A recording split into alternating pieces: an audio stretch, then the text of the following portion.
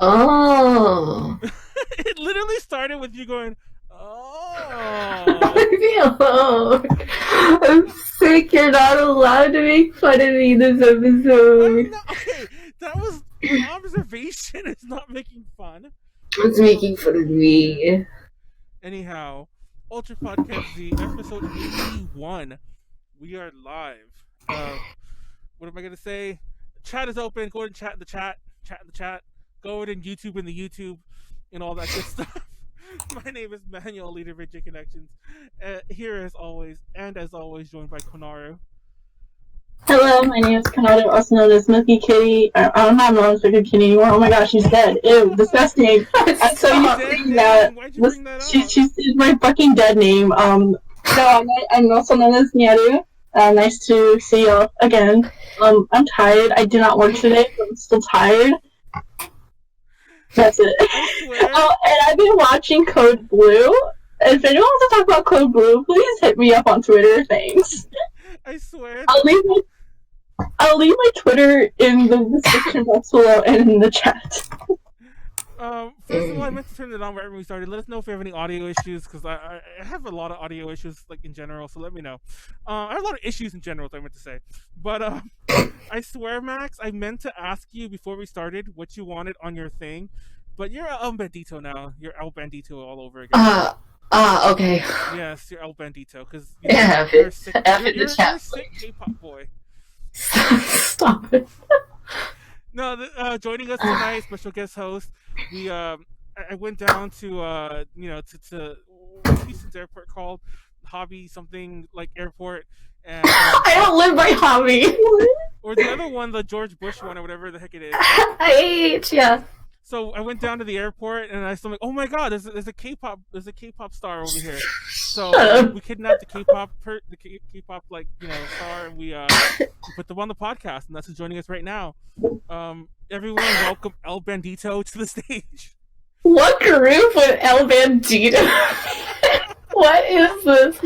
Hi, everybody. I am melancholiaah. I'm very sick right now, so I hope that you can understand that I'm trying my best so we can have fun together still. I am I guess an idol performer. But yeah, so we're gonna have fun today. Yes, she has like the most controlled introduction out of all of us. Like, no, I didn't. I was stumbling a lot. When I'm sick, I feel like I'm like literally 6 years old. So I'm like a 6-year-old who's like at a business meeting and like trying to be impressive. Wow, because like their dad brought them with them, and they're like, "All right, son, have a fun time. You can show your best." And they're just stumbling over words, but they're like wearing a little suit, you know. That's you wearing. That's me every time I go into my retail job. So, we have a nice end of the year episode for everyone tonight. Besides some intro stuff, we're gonna talk about the past 10 years in JPop and idols. I was originally gonna rag on Max a lot the whole first segment, so we'll still do this topic, but I won't do it as as mean as not mean. I wouldn't say mean, fun mean. I don't think I've ever like truly mean spirited with Max, but I'll be less mean. I want to talk about Max's how many times he's been a meme over the past decade. Far too many. And then we're talking about what we were into 2009 music-wise, and we actually spilled a lot of that before we went live. So hopefully we still have some things left to review.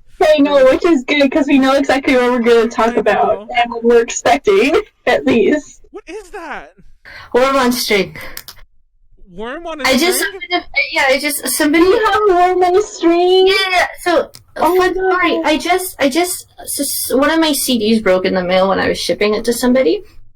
So they messaged me and asked if they could return it. And I was like, yeah, of course. So I mailed them out a new one, and I hadn't ever opened up the package until about 10 minutes ago. And I found out not only did they send me my CD back, they also sent me a worm on a string. So I'm very excited. I wanted to have it with me. Yeah, I want a worm on a string. Yeah, right. I don't order one right now. On a string is. We're all stopping everything to look at worm on a string. Worm on a string. I know what they are. I'm watching one right now. What's up? I'm on string. On a string. Sorry, I can't read that color. I've said this many a time on the podcast before. Whenever it's like that blue kind of color, I just can't see it. I'm blind. I'm sorry. Blue? It's not Blue? Yeah. It's blue. When it's blue Manuel's and black, colorblind when it comes to the color blue. It's orange!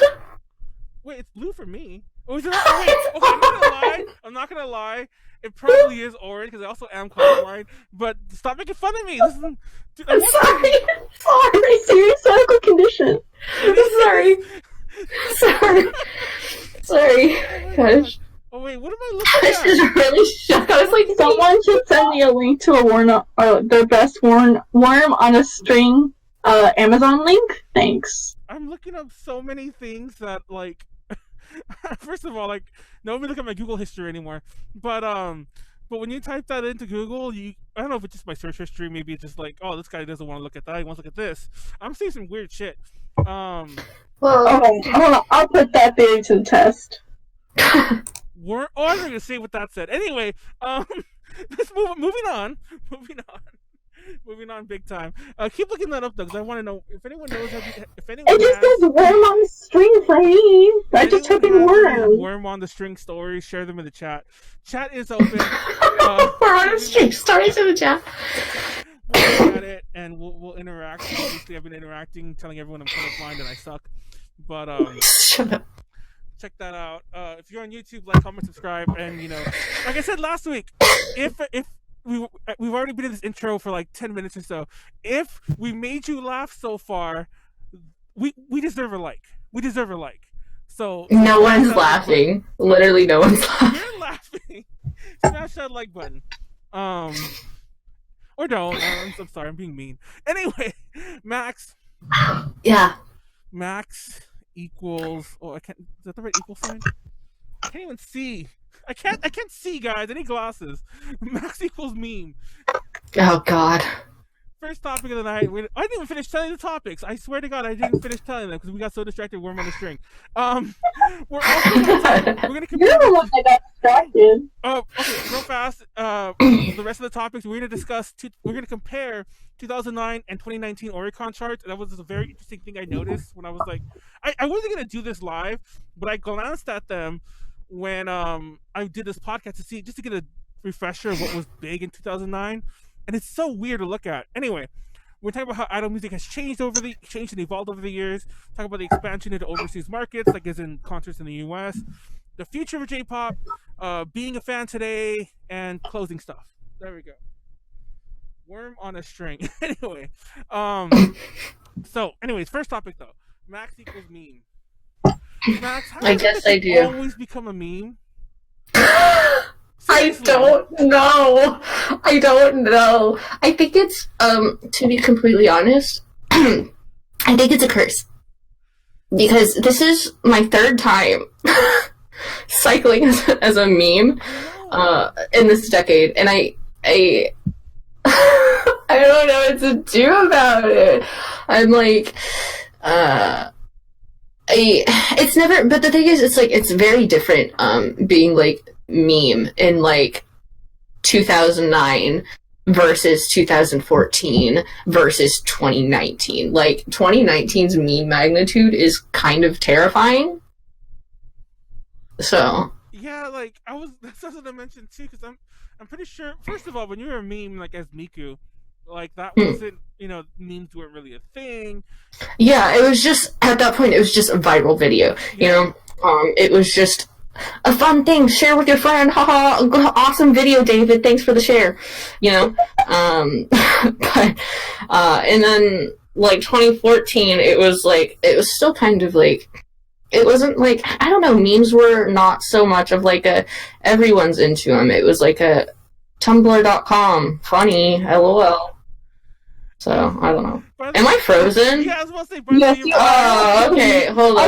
I thought it was like fixed itself, but it didn't. I didn't too. I kept looking at myself and I was like, I was like, she must be holding that pose like, and I really want to talk in this pose. No, I wasn't. Hold on, I'm trying to bring my camera back. Are we talking about the second meme when you were like the anime hoarder person or whatever that was. Yeah, it was this. I remember that one. But it was like you had like, wasn't it your when was that? The 2014 you said, right? And maybe it was 2013, but it was literally within like the first within the first couple of months that the Free came out. That one was great because that one I remember seeing. I remember seeing that everywhere. It still pops up every so often. I saw it. Yeah, it does. See, the thing is it'll come up in like random places now. So, like, I think it's over and like done with. It's never here again. And then randomly on some like top 10 otaku rooms published in like 2018. Like, it's like the header photo, and I'm like, what? I see it pop up a lot in Eat-A-Bag forums or like Eat-A-Bag groups. See, I hate that image though. I hate that image because it's kind of embarrassing. Because in my eye, that was the smallest collection that I've ever had in my whole entire life, and everyone's like, "Oh, such a good image."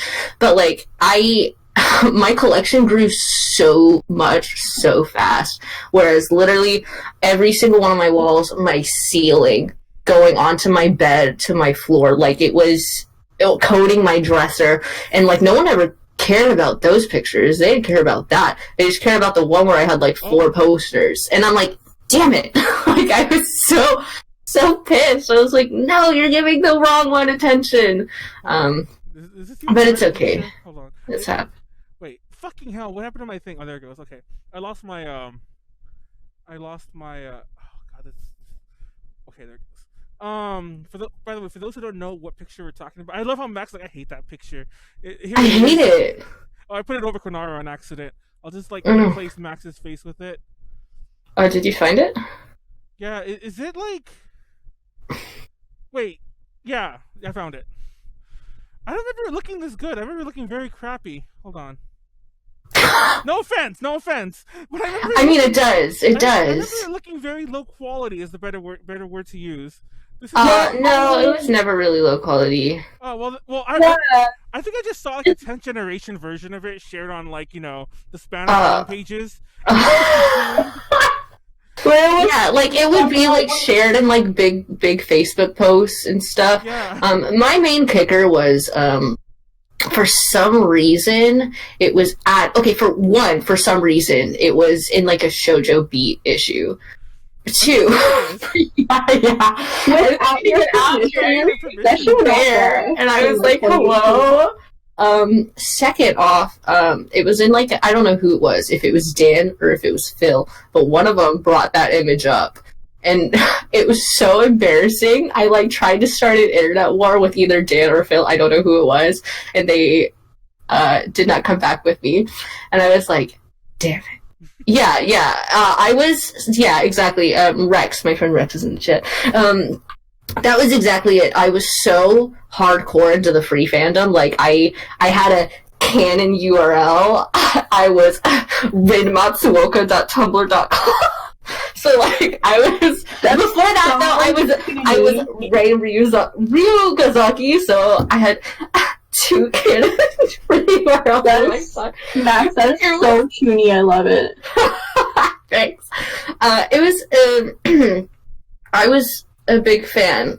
So yeah, I don't know. I'm just like, there's not a lot of posters in that picture, but at the time, that was what was out, and then my collection just overtook me. I have pictures of like the last final form that it was before I was like, okay, I need to take all of this down immediately. But no one ever cared for those ones. They just cared about this one. I'm like, why this one? Why this one? I used to I used to have stuff on my walls too. Well, you don't see my walls anymore, but I still have stuff on my walls. If you saw my walls, you can see I don't have anything on them right now mainly because I had another move. But back in the day, I used to have animation cells. I used to have like a bunch of autograph thingies, like from like Visual K bands, like tons of stuff on the walls, anime and like Visual K stuff and whatever. And a friend of mine, like a work friend, so like no offense to people who have work friends who don't really know like what anime is, but he had seen my place. He had gone to my place, I mean to say, and then like he shared this picture to me, like, this is you, Manuel, this is you in your room. Oh my God, god! You make fun of your collection, but my collection was like nothing. It was like, dude, I got like 10 frames on the wall. Leave me alone. I'm not Yeah. this person. I think I actually said that, by the way. That's not even bad. That's not even bad. But I think it's just like I'm a collector by nature. I collect everything that I do. So like looking at that, to some people that's probably a really nice collection. But like to me, I'm like, I needed to have 50 free posters, and I think I ended up having like 75. Oh my god. All official. Like I was 100% that person. But and your most recent main thing, of course, is you doing your Toad covers, which is hilarious because God.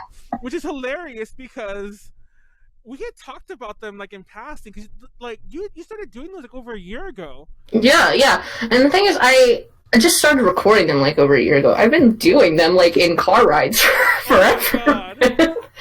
So, funny because like a year ago when you first started like posting them online, I was like, oh my god, this shit's gonna go viral by like next week, and it never happened. I was like, It never happened. oh, Yeah, so I thought I was safe. I thought I was in the clear. I was like, oh, great. But then for some reason a year later it hits, and I'm like, oh, like, oh, interesting. No, and like people were sharing it to me, and like, oh, this is funny. I'm like, dude, like I know that person, and so on. And then somebody actually did like a random old work friend, like not the same one who shared that picture, but another old work friend, sent me that, and it's like, isn't this the person you always say is on your podcast or whatever? And I'm like, God. It is. Yeah. Melancholiaah, whatever. It spreads so much. It's kind of bonkers. A lot of like my friends that I don't really talk to a ton were like, my friends sent me this, and I was like, how has it ended up in every single circle out there? Like literally, a bunch of drag queens that I've like followed for a while, they are like tweeting it, Oh my and they're like, "What is this?" And I'm like, this has gone too far. It's gone too far. Way too far. I don't know what to do with it. Like, it's like hard too. It's hard too being like a newly like kind of trying to head more into like a, I guess like professional. I don't want to say like professional side of like things for my music, because I don't really take it like super pro or like businessy. I just do it for me. But like it's very strange because I really like want to keep going after that at this point, because things are, you know, working out really well for me. But then having my channel go from literally 4,000 subscribers to 40,000 subscribers, and all of those new ones are wanting Toad content, and that's not what I want to give. So it's like, like I want to give like every 3 months, but that's not what they want. So I'm very confused. I'm like, I know, like morally, I want to ban. I want to tell you not to give into the masses. Like, yeah, of course. Your music is so much better. No, thank you. See, I'm like, I know what I do. I'm gonna, you know, continue doing my music and stuff, but I don't know. It's just tough. It's tough. Being viral gives me a lot of anxiety, things like that. Oh, my doggy's here. But yeah, it makes me very anxious. So we'll see. I don't know. I won't be doing them like all the time, for sure not. We covered them last week, randomly at the end of the podcast. Besides all of us trying to do the Toad voice, which is pretty comical because we all failed at it. Oh, really? I thought that it was something everyone could do. But I guess it's not. But we decided to play Bohemian Rhapsody, and I was like, I wonder if we get a copyright claim for this. And we for sure. We fucking yeah, I did. No, don't worry. And I'm like, was that worth it? We played it for a fucking minute at the end, and like, and I even muted. I didn't mute it. I put it really low for the last bit of it. And for the opening notes, it's like, you're fucked. We're taking half your money. And it's like, I think they're taking all of it actually, because we don't make a ton of money in the podcast. Patreon.com/ADJConnections. You want to give us some money, but we don't make money on the podcast, like a couple dollars each one. But it's been zero since then, and I'm like, what the hell? Sorry. Like, I need my $2. I need to go get my McDouble. They're eating my McDouble. Fucking Warner Brothers, whoever the hell owns it. I don't know who owns it. It's a music company. BMG or BM, whatever it's called. They eat my McDouble. My Toad is passable. I haven't been in an era where I can try to pull it off completely. I mean, there's no area you can not pull off a Toad. You just try. And I love that your singing Toad is very much the Super Mario Brothers Super Show Toad. Yeah. That's exactly like my straight up inspo. Yeah, because like modern Toad isn't quite so croaky. I don't know how else to put it, but like the Super Mario Brothers Super Show Toad is like, "Hey Mario!" I can't even do it. You know, that was like and that really hurt. I obviously Max is too dead to do it herself right now, but everyone go to like YouTube.com and then look up Melancholiaah, but only watch her Toad videos. And Shut up.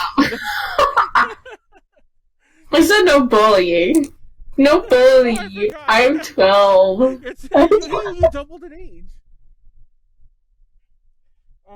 So Amanda and the owner of the TikTok. What? Anyhow, now I'm reading some of the comments in the chat. Keep them coming, guys. But moving on from Max being a meme, I actually didn't think we talked about that long, but that was a pretty fun segment. I'm gonna cut that out.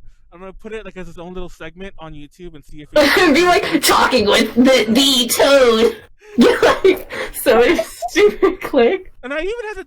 You see, I'm an idiot because I had to cut out the little bit I put in the middle where I said what topics we're into. Anyhow, and guys, that was AJ Connections talking with the Toad Sings phenomenon. I forgot your name. Melancholiaah. Okay, never mind. I'm still gonna do it, and everyone can watch me forget your name live. Anyway, that was legit. You guys saw it. That was legit. Me trying to make a little outro to cut that up. Oh my god! I feel like you guys give me sick through the damn thing. Be sick. Welcome to the club. Guys, I don't know if I should say this. I almost feel like I don't know if I should say this live. Max already knows what I'm gonna say. For those of you who don't know, because when I was trying to set this up on Twitch, I tried to look for, I don't know what prompted me to look for you as Melancholiaah on Twitch. I think I wanted to tag you or something. Yeah. And I forgot the H and put another A. And for those of you who try that on Twitch, there is a really, really, really popular streamer called Melancholiaah, but with no H and 5 A's, who also has popular social media. She has like a Facebook, a Twitter, an Instagram. And I'm like, who is this person that I have somehow never come across? TLDR person in the chat is kind of so much tiny text that I'm blind. Whoever said that, it tries to autocorrect you. It does for me too, obviously, there's that word. But I almost feel like YouTube and other places might be trying to direct you towards this other Melancholiaah who is a blatant imposter. Everyone go send hate. No, I mean, I don't want to start that fight because I'm pretty sure that she has like 70,000 followers or something on Twitch. I don't want to start that fight. But like an army or something. Remember that one time a couple years ago, but I'm like, it'll be really fun if everyone hates us because it'll be a reaction, and then everyone hated us, and I hated it for like that month. Anyway, so don't hate us, guys. Max, tell everyone to love us. No one's gonna listen to me, dog. I'm literally no one cares about me. No one cares about me. So this is a retrospective 10-year. Guys, did you guys know that a decade is ending this month? Dog. Can we not talk about that? Yeah, like we're fucking old. We're entering the roaring 20s, like 2.0. So because of that, I want to talk about the past 10 years in music. 2009 music. Guys, I cannot. Oh, see, you got the good props. So the music we This is my decade. So, like, a good 75% of this decade was dedicated to this freaking series alone. So I keep in the chat, and I'm like, what's going on in the chat? I'm ready for a fresh start. I think we're all ready for a fresh start. If anyone saw the podcast that we did the past 2 weeks, probably none of you didn't watch, but check us out if you feel like watching those later on YouTube. We discussed the past 5 years of AJ Connection, and I'm like, I want to restart in 2020 because I feel like we made some questionable steps. Not necessarily bad ones. We made some questionable steps over the years. one of them was unfortunately talking to Max at that. Oh, I forgot. I'm not teasing Max. Sorry. Dog, I'm so excited. I did not have idol friends. Okay, I did not. I was so hyped for that panel. I literally dragged my sister to it because I was like, "Oh my god, Dark Side of Idols, that's my life." And no one ever, like, I had no one. Girl, you don't understand. I got excited. To be fair, real talk. I actually, at the time, I wasn't upset about the questions. I joke about that, but at the time, I was confused who you were because I'm like, who is this person who keeps who kept interrupting and kept talking? And I did not keep interrupting. I would raise my hand. Yeah, okay, but it's not interrupting. We know what I mean. I meant that in a non-mean way. Anyway, and I was talking to Tiffany about them. Like, yeah, that's so weird. Usually, people do it, but it's usually not the same person. Throughout. And and Tiffany's like, you don't know who that was? Like that's the Miku girl or whatever. She really said that. Damn it. And then it dawned on me, I'm like, oh wait, because I think you had commented on a thing I had shared, like, oh, come to our panel, in the and I was like, God, I'm so excited, I can't wait. And then I was like, oh, it's her. And I'm like, oh, that's nice. So I joke about it, but yeah. I literally, I remember there was a concert that I wanted to go to that was at that same time, and I literally didn't go because I was so hyped for that panel. You better be honored. Honored. I am. I think it was during whatever concerts that were going on that night, because I think... Yeah, it was during some concerts. I don't remember who it was. Yeah, I don't remember who it was either. But... We had to send, Paida to go, take some pictures or whatever for us that night. I remember that. Stephanie Yanez and Dig Jelly. I don't know if you... Well, you know who Stephanie Yanez is, I'm sure, Max, but I don't think you know who Dig Jelly are. No, I don't know who Dig Jelly is. You might know... People who don't know who Dig Jelly is, they might know him today by their kind of new name. It's similar members. The guitarist left, but it's everyone else is still in the band. Called Lolita Dark. Nope. And everyone knows Reiko because Reiko's the one who called. Well, anyways, I'll leave the story there. Anyway, my point is that does bring a lot of memories of music, Stephanie Yanez and the fucking Dig Jelly. They were the con go-to. They still kind of are, especially Stephanie Yanez. But they were the con go-to artists back in the day. But 2009. But also, I feel early times too. Freaking oh my god, what was her name? Reni Mimura or something? In the early 2000s, 2009, 2010, she was the hottest one to get, I feel. You know, she had her maid cafe, but then she had her maid cafe and idol show. That was so lit. I never got to see it because she was East Coast. Oh. But yeah. She's pretty big in the scene. I was a West Coast boy pretty much only, and anime was huge back then, but none of the conventions were doing 100,000 numbers or whatever the hell they're doing these days. AX is still a tiny, not tiny, but it was still 40,000 people. But yeah, because the weebs weebs birthed weebs, and we were screwed. Yeah. So the younger weebs are now the ones who are their parents were the ones who were fucking yaoi paddling and glomping. Stop.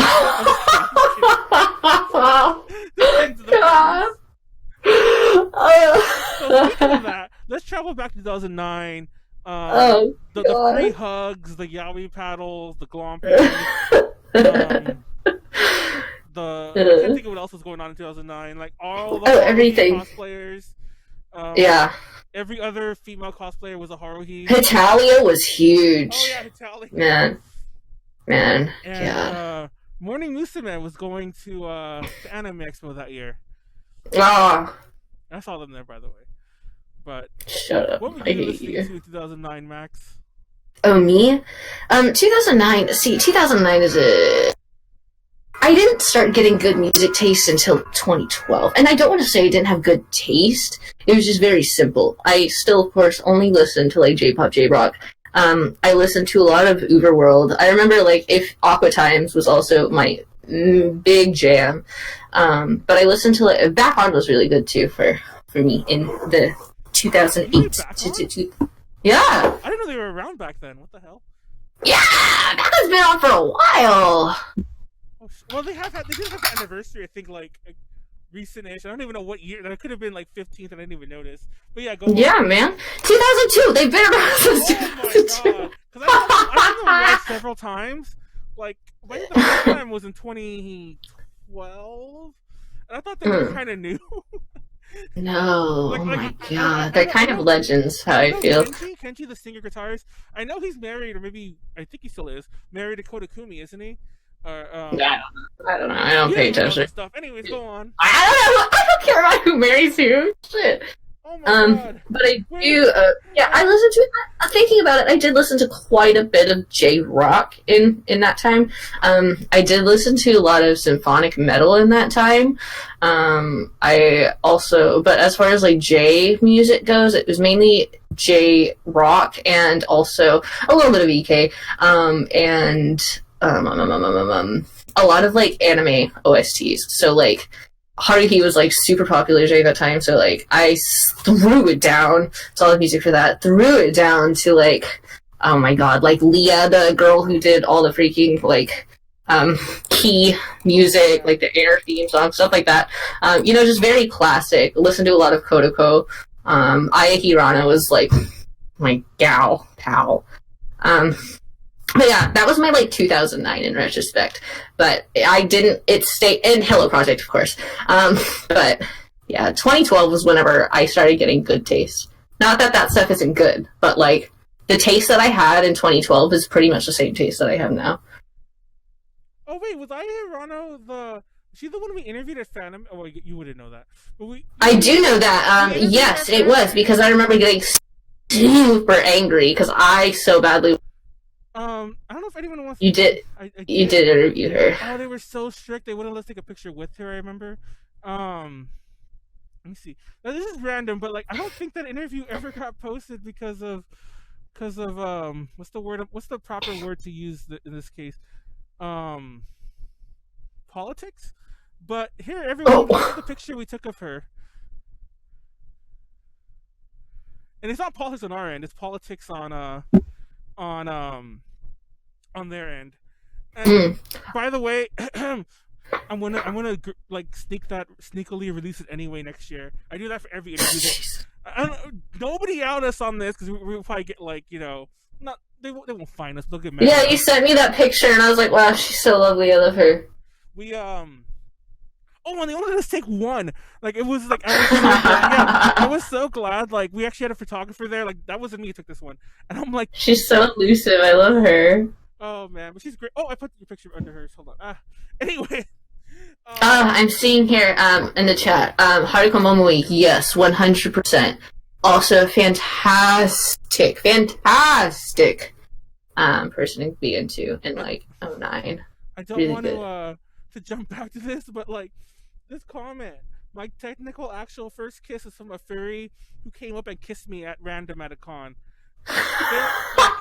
That's like a fucking nightmare. To me, that's like the plot of a horror movie or something like that. And it's like, and then you become a furry or something because like you have the kiss of the furry. Konaru. So like let me paint the picture again. 2009, Morning Musume is actually on the Oricon charts again, which we'll get to that in a minute. And you're a furry. So what you're a furry. I mean, you're wearing ears right now. I'm not a furry. Also, this is just like one of those makeup headbands. It's really cute. You look cute. They're from Disney. I love them. I did like a whole Disney get-up with some friends and my boyfriend. So it's really cute. I support you. Thank you. But the music I was into back then was anything that had to do with Kirai Revolution. Work! I always thought I'm gonna start tambourines. I'm gonna scream. Oh, her and Tiffany both have. It doesn't work anymore, sadly. It used to light. Actually, can I still light it? But anyways, I'm so jealous. Yeah. Oh, it's still too. Cool. Oh, I'm so jealous. You have no idea. I would like cry for one of those. When I got my first paycheck from Sears like many years ago, this was the first thing I ordered because I knew you're gonna see good in the next. Oh, I'm sure you can. I'm sure you can. Just like look on Mercari or whatever. To be fair, I haven't like gone. No, that's official though, isn't it? Or is that not official? Yes, this is official. I have the box and everything. I can pull it out. But the official ones, like, don't get me wrong, I don't have like a, what do you call it? I don't have a bot searching for me or something like that. But I look for those regularly, like when it hits me every 6 months or so, and I'm like, let me go try to find a tambourine, and I've never even seen it for sale. Okay, I saw it for sale like 10 years ago. Yes, the official box. That's true.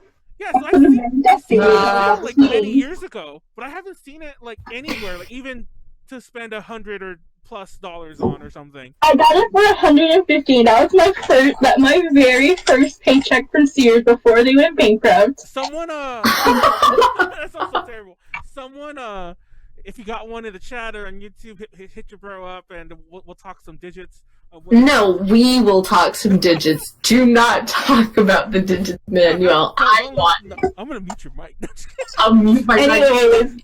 Anyways, yes, I was super into Kyoto Revolution during 2009 on up. I literally watched the series. Haruka Kasumi is still my #1 kami idol of all time. I still freaking love her. I still follow her. I don't care if people hate her. I don't care if she was a bitch in Morning Musume. She's still my favorite. So yeah, I follow her solo stuff for Kyoto Revolution. I also followed Ships. I followed Milky Way. I followed the other solo idol that was in it too. Really did the No song.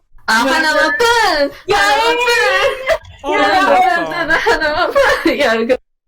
And then the other thing I was super into, which I sadly don't have merch for, was like all the Shigo Chara groups, which was consistent of Bono, Shigo Chara Egg, Guardians 4, and I think that's it. Was that it? That was it. Okay, cool. Yeah, I was so dedicated to that stuff. I learned like all the dance from Kyoto Revolution, including Milky Way ships. I also learned like all Shigokara, all Guardians 4, all Bono songs that they had in openings and endings. I was like so freaking ham. That was my jam. Like back in 2009, and like for overseas idols wise, like. If you were around in 2009 through, well, not even 2009, a little bit past that, but like in this decade, you really fucking know a Pinku project, okay? Dog. Dog. You have a Pinku invasion. See, I'm gonna lose my marbles. Shut up! You don't know what Pinku Project is? They were literally the freaking standard. Oh my god. We talked about this on our ill-fated Overseas Idol podcast we did like twice. Which you're gonna be back soon. Yeah. But we talked about this there, and I was like, what happened?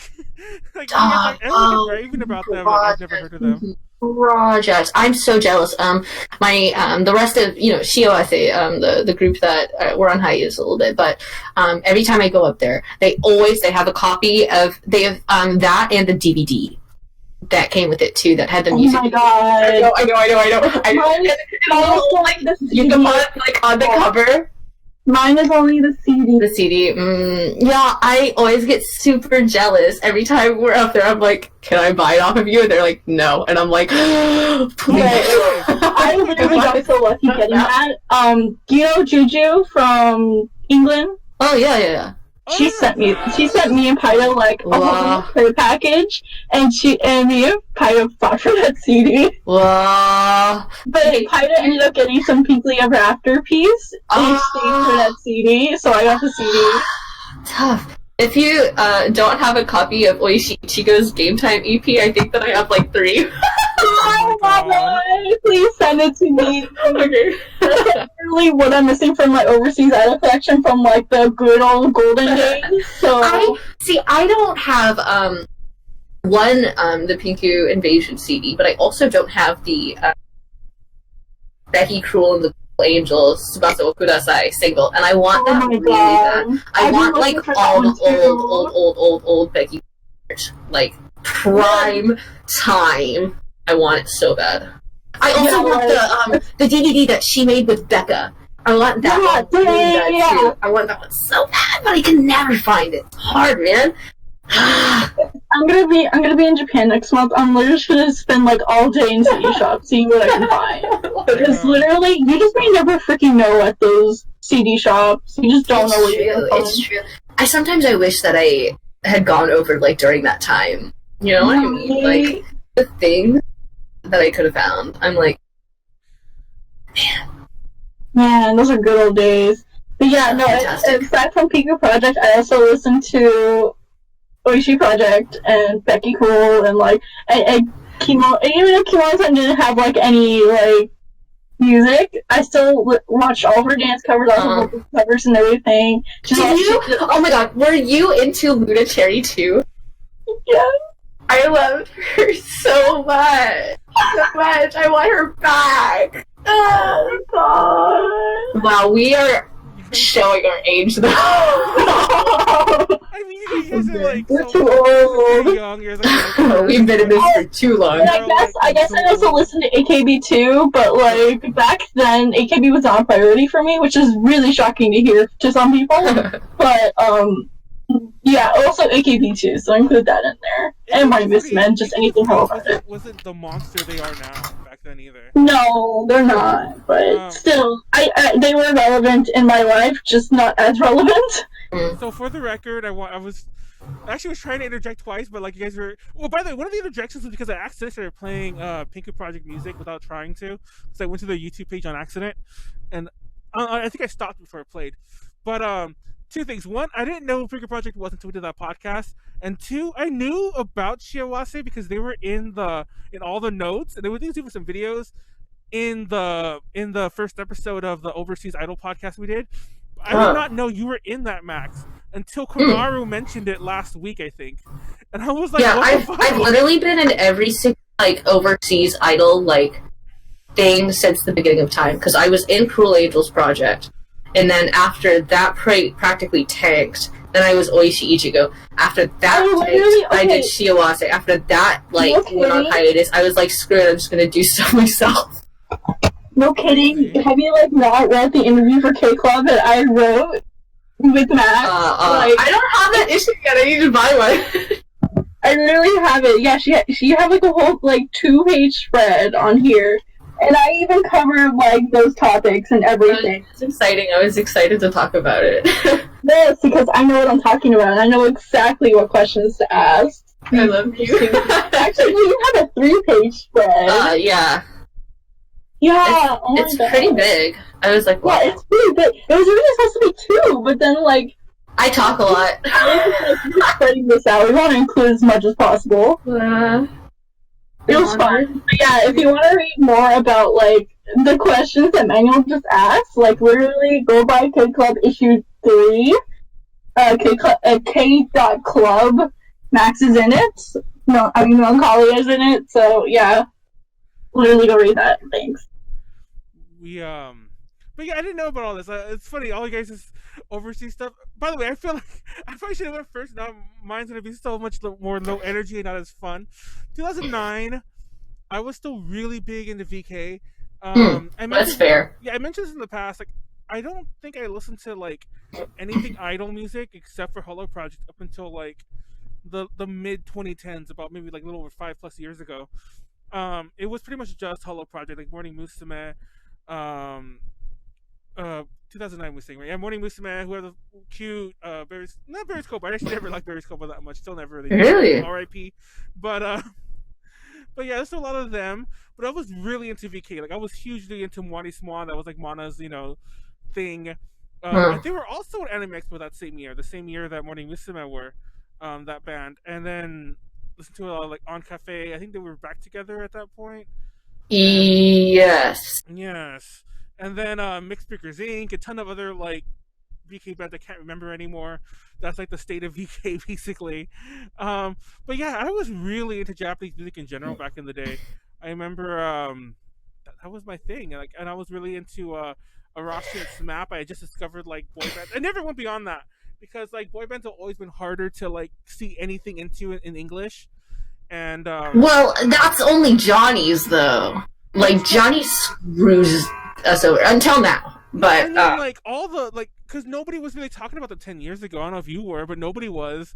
oh hell yeah, I it was. don't mean I mean, Danshi idols have been my thing for like a hot minute. So yeah, but yeah, Johnny's. I mean, they've always been the front runner, so it's that's. I mean, there wasn't a lot of content. People just didn't know how to like look for male idol content back then. So okay, guys, give me a second. You might have to raise your volumes a little or something because I want to turn them Put them down. down, if anything. I mean, the people watching. Oh. Hold on, just give me like 2 seconds. No, we're not giving you a second. We're gonna give you And let me lower mine a little no bit. second. Okay. Oh, you can see all of what I did in her face, but That's But- okay. they were on 200 not because I wanted them to be, but because everybody was at 200 last time we were live, so they probably were peaking. But let us know if that fixed anything. If you're on YouTube, you can start yelling at me in the comments because if I didn't fix it, then you guys will just be yelling at me because I won't know until like about another 30 seconds. Anyway, I lowered all of us. Well, I lowered them because they were definitely were probably peaking.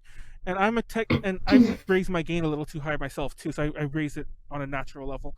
But anyway, so yeah, Phantasmagoria, I see that in the chat. I was listening to that a lot too.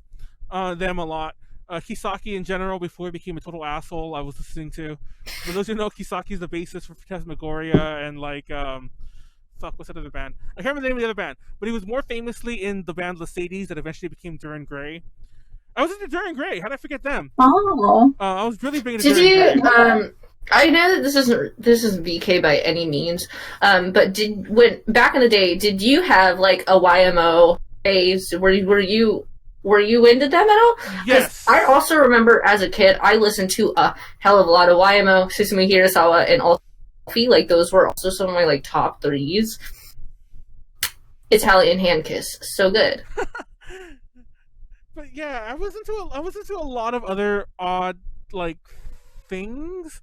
Like this is around the same time I was getting into a lot of like 80s music, and I remember like I was a huge fan of CCB. What's it? Coconut Boys? Is that what they're called? I can't remember the names. I haven't listened to them in forever. CCB is their name for sure, though, the shortened one. I remember listening a lot to like Southern All Stars, which aren't necessarily 80s, but more like early 90s, and so on. Pentagon is going. Oh, sorry, somebody sent me a message about Pentagon. And stuff like that. I was just really big into Japanese music. I liked a lot of like classic rock and jazz on the side too, which is still my current thing. But I don't know. I wasn't too much into idols, which is unfortunate. And I definitely didn't start listening. No, to be fair, 2009 was the first year I ever was introduced to like the overseas idol community. I don't remember their names, but when there was a Hollow Project party. Someone in the comments might have been to it. Yes. And I went to it. Oh, you know what? I just realized the volume is really low on this side too. So hold on. It's like you guys. I'm an idiot. I blame me, guys. Everything's my fault. I just realized what one of the issues was. Sorry. Oh my god, you're literally the worst. Okay, I have to leave it like that because I don't want to blow everyone's eardrums out. But yeah, that probably fixed it. Sorry. Anyway, but no, the Hollow Project party, I went to it, and there were all these performers there, and like I knew that was going to be the part of the thing. I thought it was going to be like fan performance. I know the one that you're talking about because there was a live stream of it and I watched it. Yeah, and there was a group there, and I forget their name, and they actually were like giving out CDs and shit like that too. And I still I had them until recently. By recently, about 2 years ago, and I threw them all away so I could use the jewel cases. You're a fool. Describe the group to me. Do you remember anything? No. Do you remember how many members? I want to say 5. They were Hollow Project themed though. What was their name? Can't be that many. Obviously. Because I know a group very near and dear to my heart, Happy Project. Was it Happy Project? It wasn't Happy Project? No, wait, you know what? I can Google this real fast because there are like articles and stuff about the Hollow Project party. Party 2009. We're going down the overseas idol rabbit hole, guys. Oh, Hollow Project Party 4. they kept doing this. Dog, yeah. Did you go to that Hello Project party that was in 2016? In what? In 2016. Did you go to I that didn't one? go to that one because our panel conflicted with it. Cool. I went to y'all's panel, and then she went to the Hello party. She managed to go to both, but like. Yeah, I ran. How do I? I wanted to go, but I was staying like at a hotel like really far away, and like I was still a baby. I literally skipped school for that weekend. Me too. And coincidentally, it was my senior skip day. So. Oh yeah, we were talking about the last podcast. I remember. Yeah. It was just called Hello Party. Sorry. Yeah. Party. Yeah, they're all Hello parties. I like how you guys are way better at searching this shit than I am. Because we don't have a life. Oh my god, I can't tell if this fucking thing hasn't been like. This site is like, I don't know why this is here, but it's so hard to read. Sorry guys, we're trying to read this thing. JP Hip. I see. Oh my god, who put this video here? Let me just cut the text. Hold on. Did anyone else find out yet? I'm looking. Wait, Zach was there? Okay, for those who don't know, Zach, it says Zach Catch 5 Bats on the Hello Project page. We've had him on the podcast, and I don't think he mentioned that Zach was there. We met each other 10 years ago. You remember Zach, Max? Zach was on the podcast with us. It was me, you, and Zach. Remember that? Which podcast? The one where we drew the Animal Crossing characters? Oh, yeah. He was really cool. He was at this party. And he was apparently big enough that he's like credited. Thanks for making. Oh, he was a sound mix guy. He was the AV person. What the fuck? Yeah, because didn't he also help like run the Idol convention? Idol Matsuri? Oh yeah, you're right. Oh my god, Idol Matsuri was part of this thing. I still have Sakaido Melody. Sorry, I had to yell it out because I finally found it, and it was so obvious to see. I'm a dumbass. And their site is way dead. What is it? Go on the Wayback Machine. Sakaido Melody. Sakaido Melody. Ignore my very bad pronunciation. I'm not trying to be all weeby right now. I haven't heard of them. them. Facebook page is still open. Okay, yeah, this is them, and there's actually like, I think there's actually like 7 of them. But wait, 1, 2, 3, 4, 5. Well, there's probably still like 5 of them. I can't really tell. But they weren't like they were bigger than your tiny groups. They weren't that big. That's kind of Melody. I'll put this link in the Twitch chat. Wait, no, I can't. Yes, I can. Hold on. I have to just carefully mute the page. Oh my god. Some of the members that were in that formed Platinum Happy Konaru.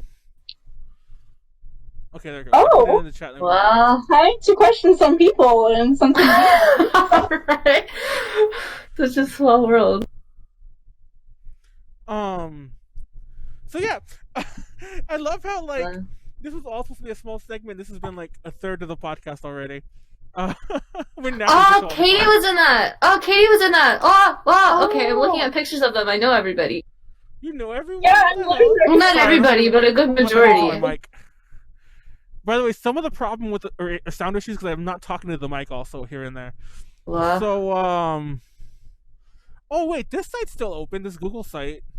I don't know if that's what you're looking at. This Google site's still up. Yeah, that's what I'm looking at. Dude, I know these people. Yeah, right? Right?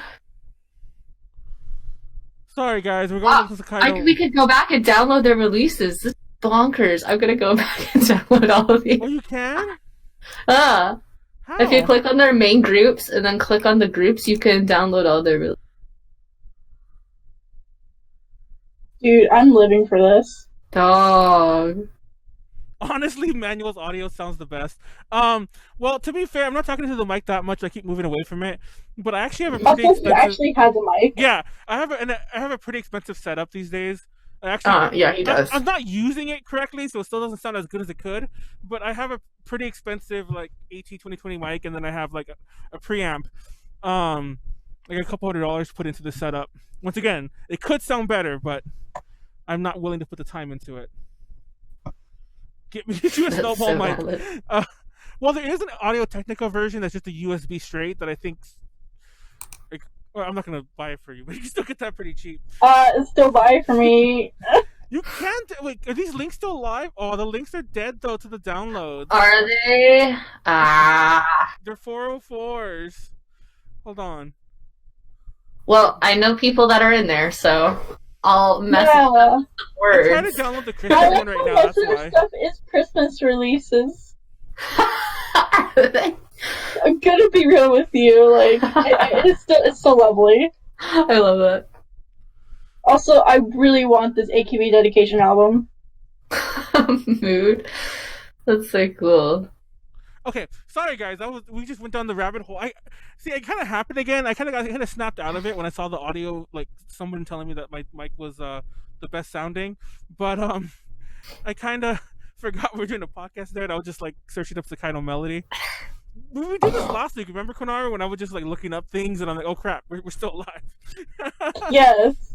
But I'll put that link in the comments if you're on. I'll put all these links in the comments on YouTube. I only put the Facebook link in the chat, but the site is linkable from there, and you can also just Google it. But let's move on. We all know what we were listening to. Apparently I wasn't listening to Sakino Melody, but I do remember that they said they were handing out CDs there, which did have the music on it. Like here I am looking for download links 2019, and their music was on that CD, like in MP3 files. There was like videos. It was like a lot of shit on this CD. And I had like 5 of them, believe it or not. And, Baby, you threw them away. And I threw them away. I'm sorry if anyone's like a member of like Sakino Melody watching this right now. I know all. That stresses me out. I stresses me out. Personally. I threw them away. I would have killed a man for a no joke. I threw them all away so I could use the jewel cases for something else. And I could have just kept the CDs. I could have put the CDs in a spindle or in just a CD case. But no, I was like, it's time to get rid of these, and I just threw them away. And like I said, it wasn't recently, but I'm pretty sure we were already doing Ultra Podcast Z. This is only about 1.5 years, 2 years ago. So yeah. So how sad is that? Like Max is probably on the podcast the next day, and I'm like, oh yeah, throw away these CDs. Greetings from Argentina.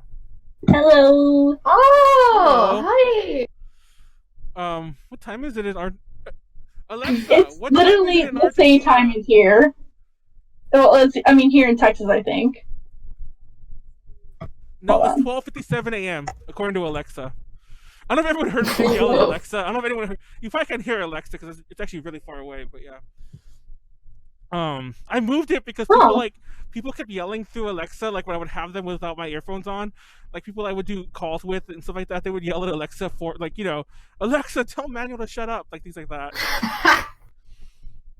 Anyway. Let's stop it. So moving on. 2009 versus 2019 Oricon. Oh, versus 2019. Oh, I should probably get that up. Hold on, give me like a minute. Yeah, I kept it open. That's the only reason I have my browser open. On the Oricon. Usually I like to keep all my links closed. So I'm afraid it would like slow down my bad bandwidth. But my bad bandwidth. Alright, let's look at 2009 first. So, I'm gonna be honest with you. When I all the way up until May, this chart. I meant to share this screen, but I'll put links. I don't really want to share my screen because I didn't really clear my browser. I mean, I don't have bad things in there. I just don't want people to like see my personal browser. Anyhow, so if you're a fan of boy bands and Johnnies and exile groups, you'd recognize a lot of these. Like it's like yeah. Johnny's has always been absolutely killing them on the charts, mainly Arashi, but overall, they literally just don't die. Let me try to do this actually, because I feel like I want everyone to see this. Hold on. One Room Disco in 2009. Wow. Disco. One Room Disco. So good. it dawned on me that I could just get the middle of the browser, not like my links that I save. It's all love. So, yeah, so it's like Kinky Kids, Katsun, Ayumi Yamasaki, Should oh, good. Oh, Yui. Oh, God, of course. What are you doing, Konaru? I'm looking at the charts. Oh. I thought... Kanjani 8, yeah. Now, the only one I really know is, well, I know news, but only because I had a Japanese professor a couple years after this who loved this song. The only song I really know is Shogunai Yume Obito, which was the then current single that Morning Musume was promoting at Anime Expo. But most of these other ones, like I know everything by Arashi, and I know like actually don't know that B song. I don't listen to boy groups, so like this list is like pretty relevant to me. River. River. Yeah, I saw that. Max has a cover of River that annoys the fuck out of me because the camera is like. Excuse me? Okay, this isn't bullying because I actually like Max's cover of it, but the camera is slightly off. Listen, my mom sets up my camera. Leave her alone. She does her absolute best. You could fix that in editing. Why don't you just like? I don't want to. I don't see. Here's the thing, Manuel. I don't care about my content that much. Well, not that much. You know, when I film something, when I edit it, I just want it out there. I want to stop working on it immediately. You know, because I don't like it. Honestly. But sorry, I got distracted. Lonely Town. I don't know any of these ones. My Lonely Town. Sorry, is that a B song? I know that one. Never mind. I do know that one. Bandage. Hatsukoi. So let's move on to 2019, and look how things have changed. It's all 48, 46. Yes.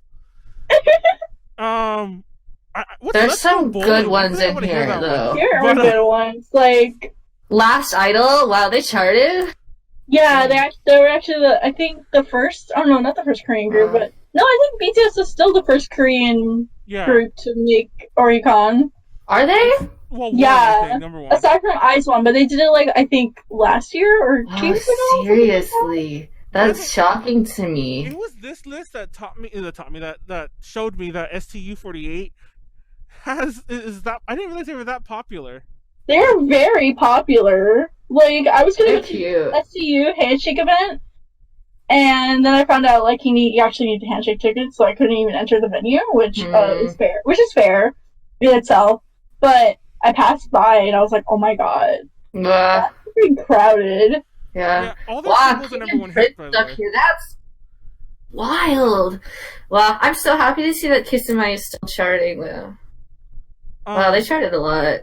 But yeah, it's like it's all 48 groups now, and it's pretty much first of all, all 48, all Johnny's, save for like a couple very. It's pretty much the most important thing I think is it's pretty much all idols, be it male or female, which is like Bees. True. Where the fuck is Bees still around? Did they break up? Did I miss them breaking up? Because they're not in this at all. Stop yawning. I think that they're. No, they're still around. What the hell? Why aren't they? Did somebody break their record? Did they release a single this year? And I don't know if they've released anything too much. Let me look at the discography. Sorry, guys. I know you guys can see everything I'm looking at. They released an album. Oh no! See, they haven't released a single since 2017, and it was one. Where am I looking? Sorry, I forgot which one of these links it was. Oh, anyways, so yeah, there's no Bees, there's no Mr. Children, there's none of that weird stuff that nobody listens to in the U.S. but always tops. No, like nobody. Like, honestly, anyone in the chat, do you know? Okay, if you know who. Let me know if you know who Mr. Children are, or two. I know who they are. Or two, do you listen to Mr. Children, or do you at least have you heard some songs of theirs? Because you'd be surprised, like nobody knows who they are. You might be like the biggest Japanese music fan in the world, but they are literally they're huge. People might know Beast, people might know Glay, so on, but nobody ever knows Mr. Children, and I find that one amazing. I know Mr. Children. I just don't listen to her stuff because, again, not into boy groups. I like how Ice One's new song is called Vampire. I didn't know that. I saw that. I thought of the Jean d'Arc song, but yeah, Vampire. I also didn't know that Beyond, their first single, I think, the debut Oh single, God, was number one. they It's a good song. came out. Yeah. They came out swinging with that.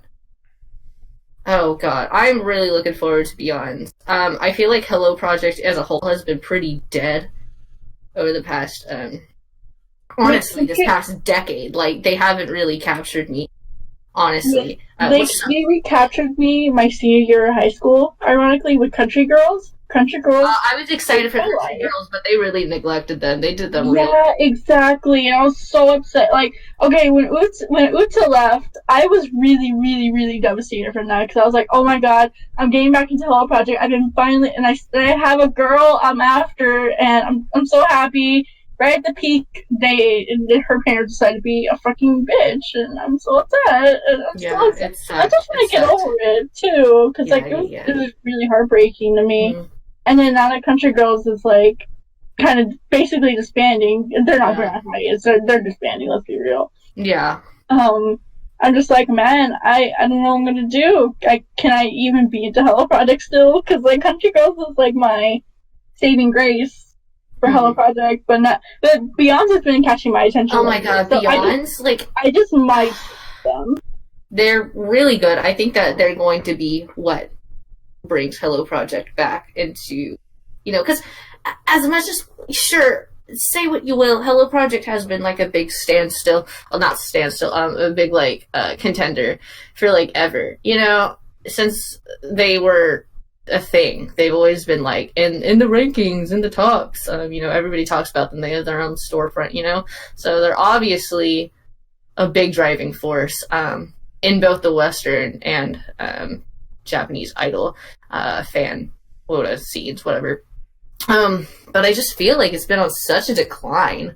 Like, I feel like it's less of everyone's getting into them, and like only people that have already been with them for a really long time are still with them, and even that's dwindling. But I feel like, I don't know, Beyond's, like, I've seen them get a lot of praise. So, I don't know, I feel like they're gonna be the ones to kind of reel it back in. So I'm impressed. I'm impressed with them. They remind me of like a fresher Morning Musume. Like if Morning Musume got reincarnated, it would be them. Yeah, their first single, it reminded me so much of Joshi Kashimashi Monogatari. Like, so, I don't know. It had the same feeling of that, so it was very fresh. I agree. Pray for single. Sorry. Anjanamu's new single, I don't know if it's, I haven't heard it. Is it that good? Because it's number one. Great. The thing is,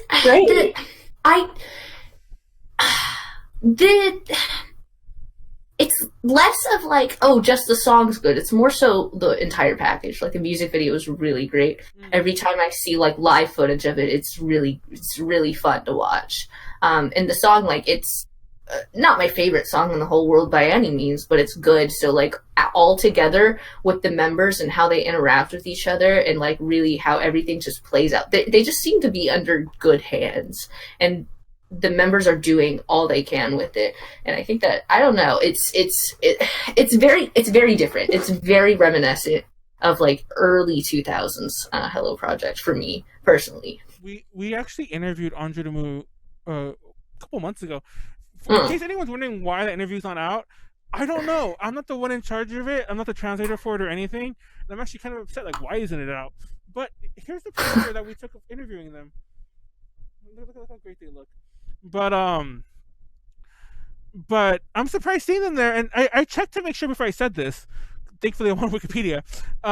This is their first number one single, and I'm surprised because I'm like, is that part of Beyond? Wait, what is? Like, their new song, Watashi wo Tsukuru no wa Watashi. Excuse my pronunciation. Apparently that's like, it's the first one, and I'm like, I wonder if that's part of Beyond's rubbing off on them.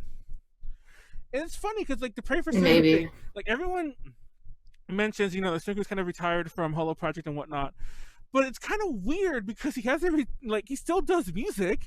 He just doesn't do it for. And okay, for those who don't know, Senku used to write almost all the Hollow Project music up until he had vocal cord surgery. He had his vocal cords removed in like 2016, 2015. I can't remember exactly.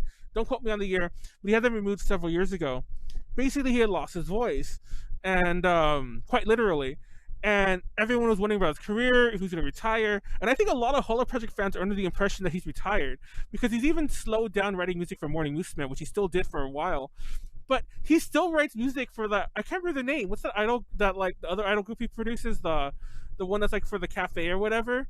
He still writes their stuff. And I'm like, is he just done with Hollow Project? Is there like some nonsense going on, like, you know, in the management? I don't know. I think that wasn't there like an interview with him not too long ago, and he was like, I don't really care for Hello Project. Didn't he? I feel like he said something along those lines. Well, like back in the day for Morning Musume, he used to pick the girls, and maybe he didn't pick the girls per se, but like he was like one of the final voices, you know, involved in picking the girls. But I'm willing, and I don't know this for sure, like correct me if I'm wrong, but I'm willing to go out on a limb and say that he is no longer like that high up in the selection process these days. Yeah. What was I gonna say? I'm gonna close my window because I always get so, like my browser has something bad. I just don't want people to see my links, so I copy some weird links sometimes. It's not porn. What are you trying to say? It's okay. I do panels, and everyone always makes fun of all like my saved tabs, mainly because it's all like Moomin stuff. They just expose me. No, like I have a bunch of weird magical girl stuff saved, but I also have a lot of weird Edoguro stuff, especially it's the Edoguro stuff. I don't want people to see some of the weird links I have saved because we're doing a new Edoguro panel, and I have a lot of like crazy art links saved, and I just I just want people to like to out me on a link, and I'm like, I don't want to have to see myself. Anyway, bless you, Konaru. Thank you. So that was our little look at the things, the Oricon charts. And oops, I there it goes. I forgot I moved it over here. So let's move on. That was actually a lot. Once again, these segments are running on long. I thought they would. Those lists were so different, though, weren't they? It was just like they were. Are we going to talk about like the in-betweeners at all? Yeah, because I feel like there was a lot. That's the next topic. So let's talk about what has brought us to 2019. We can't go through this and not bring up the absolute powerhouse and roundhouse kick to the face we got by Momoiro Clover when they first came. Oh my god! Yes. We can't not talk about that. Exactly. I agree. And just Stardust idols in general. Obviously, Clo was the driving force of all of it, but they brought so much like vivid like color into the idol scene, which I feel like energy. I feel like they set the standard for like what is the standard now. I mentioned it in like the panels too, but like it was kind of the time. I forgot what they said. It was something that some article said about them, or maybe they said in an interview. I forget the exact wording of it is, but it was something with the like from them that we get the current like idol Sengoku Jidai. Like the term that everyone kind of calls it the current idol period, which I actually kind of think kind of ended already. But I like to look at the idol history parts of things. But yeah, Momoiro Clover was very huge. They basically started like this new resurgence, not just in idol stuff, but in J-pop in general. Because like they were one of the few groups I can think of off the top of my head, period, that have had solo shows, solo tours, and whatever in the US. And did you go to any of them? I don't know if any of them were by you guys, but no, they hit never. Cities. I mean, these kind of things usually only hit the coast, so oops. Yeah, yeah. It's like LA, San Francisco, and like somewhere in Washington or Oregon or something. Yeah, Seattle always. It's like Seattle. Seattle's obviously the obvious one, but I've seen in Portland as well. Okay, Manuel, we get it. Y'all get the cool stuff. We're cool. You suck. Yeah, right. Just whatever. We got Urban Guard once, so don't even at me. We got Perfume virtually. Oh, wait, no, we got Perfume in person. Yeah. Member colors. remember because it's always a thing too, but like, I don't know. Momoiro Clover was really big in bringing a lot of the groups around. Also, if we're talking like groups that really changed the scene, I think we also can't. We'd be very remiss to not mention BIS. Yeah. Yes. Definitely. They really brought out the anti-idol movement. Edgy. Yeah, BIS started create. I would go as far to say BIS literally, if BIS did not exist and if the original members of BIS did not all leave, we would not have this scene, because I swear to God, half of these idols that were in BIS went out, made their own groups. Those groups ended, some of them. The members in those made their own groups. It's like just an absolute parasite. Yeah, Game Parade, Maison Book Girl, Cider. Yes. Tentenko, she had her own, solo thing. I don't know if she still does it. I haven't seen much update. But yeah, it absolutely bonkers. And also, we have to talk about the also huge punch in the face that Dempagumi did whenever they first got on the scene too. Yes. Because of Dempagumi, I feel like there was so much. I feel like Dempagumi was a big inspiration for a lot of the overseas community at that time as well, because they were your quintessential, although relatively mainstream. They didn't start out that way, they were just doing normal Dempa music and Dojin music prior to, but like with Future Driver, like everyone was like, oh my god, are these what Akira idols are? And then there was that resurgence in the US scene. So I don't follow them really anymore. I'm not. I stopped following them after Nemu and that one, the blonde. I keep forgetting her name. Megumi. Yeah, right? her. After she left and then Nemu left, I was like, Yeah, and also in the throughout the 2000s, there was and this is still like a very like sub thing in idol world, but Fudanjuku really, although like I am super biased for them because they were one of my like top groups and probably are, but because of them, like we have quite a few like Danso idol groups now too, and that's becoming like a popular thing now. I didn't realize that there were so many of them. There's a lot. Yeah, I used to always have a small segment in my in the 101 panel for them, and then after a while, it's like, oh my god, because I took it out because of time, and I was looking into putting it back in for a recent panel. I'm like, what the hell? How are there so many? There's like, a lot now. I don't know all, but I know that like I'll see like stuff about like, oh, there's a new one. Here's a whole festival of them, and I'm like, what? Because like back in like literally 2010, 2011, 2012, you had Fudanjuku, and there's one other one. I think like 2014 or something, maybe 13, like the Hoopers came out on the scene. Then there was like one super tiny one that would always like team up with them that was too. The panel. That was the section of the panel, which is why I took it out. It's like the Fudanjuku Hoopers section, and it's like, oh, look at but there's a lot of it now, and it's like whoa, like I guess I don't know, it's very. I don't know. I could go on about Fudanjuku for a very long time, so I won't.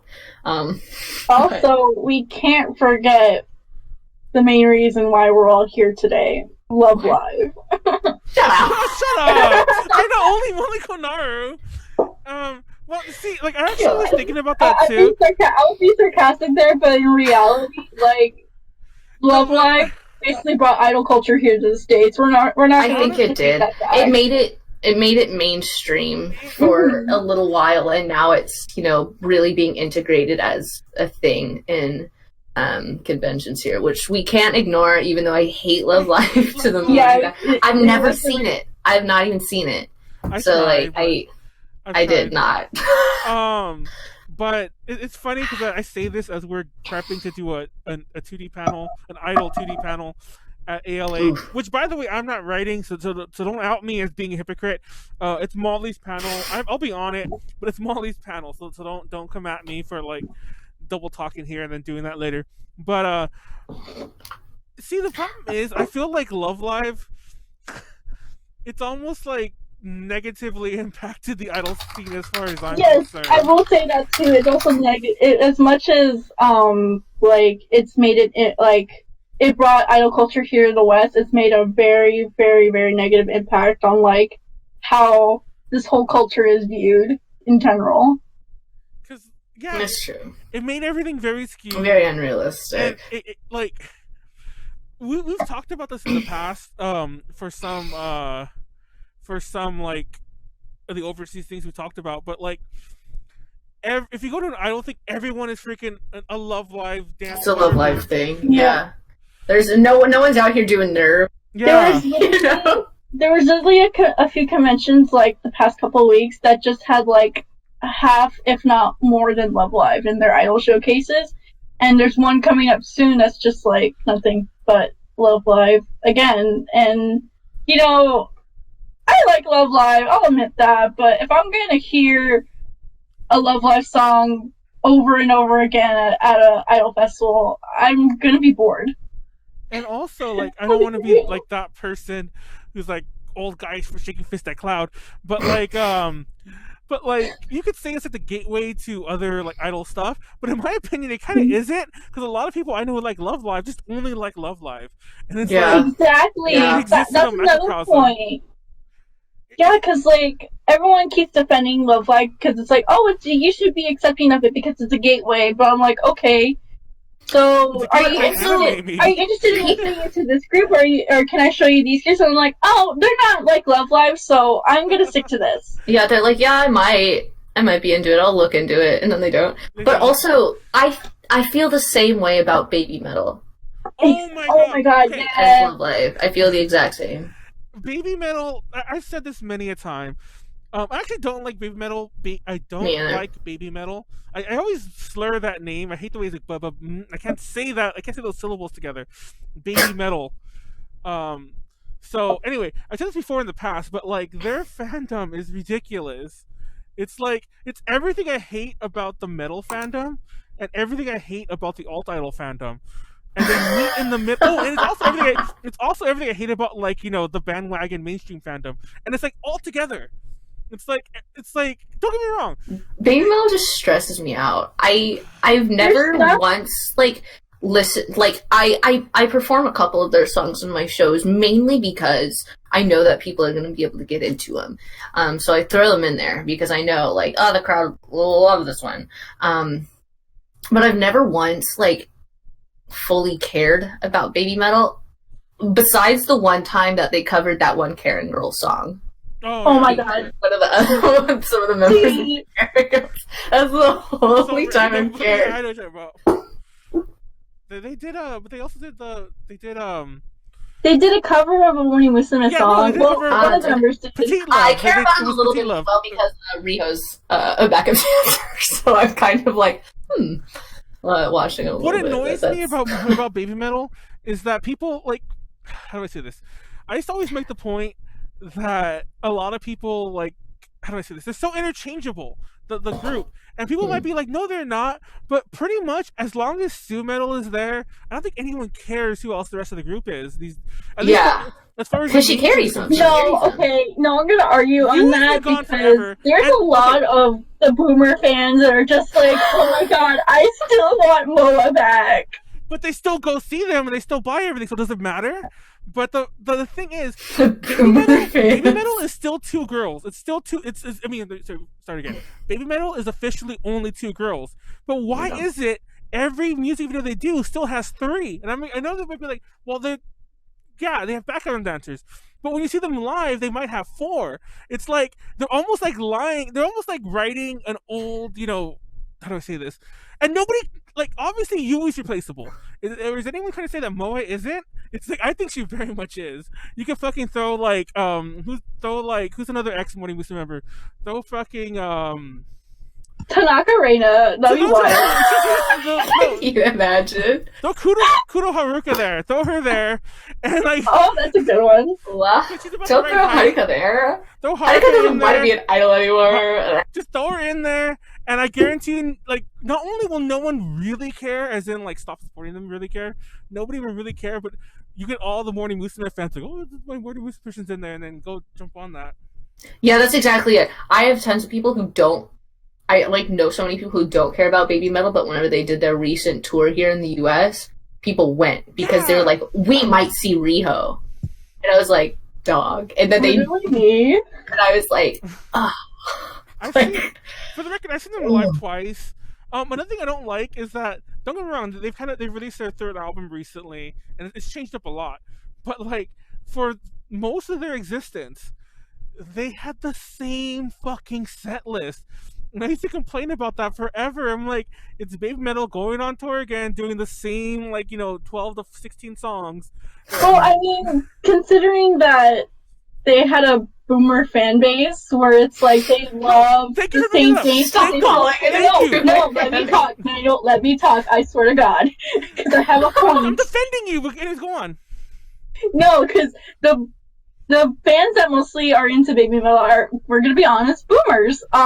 They were literally they loved the metal shit back in the 70s, 80s, 90s, all that, and they have this sense of safeness when things are the same. That's just that's just like general boomer. Like, they feel safe when things are the same, when it's all in uniform, when it feels nice and okay with them. So the strategy with Baby Metal of them using the same music brought in all those boomer metal fans into their fandom. And let me add to that, because you actually made a very good point. So, and I'm gonna follow along that.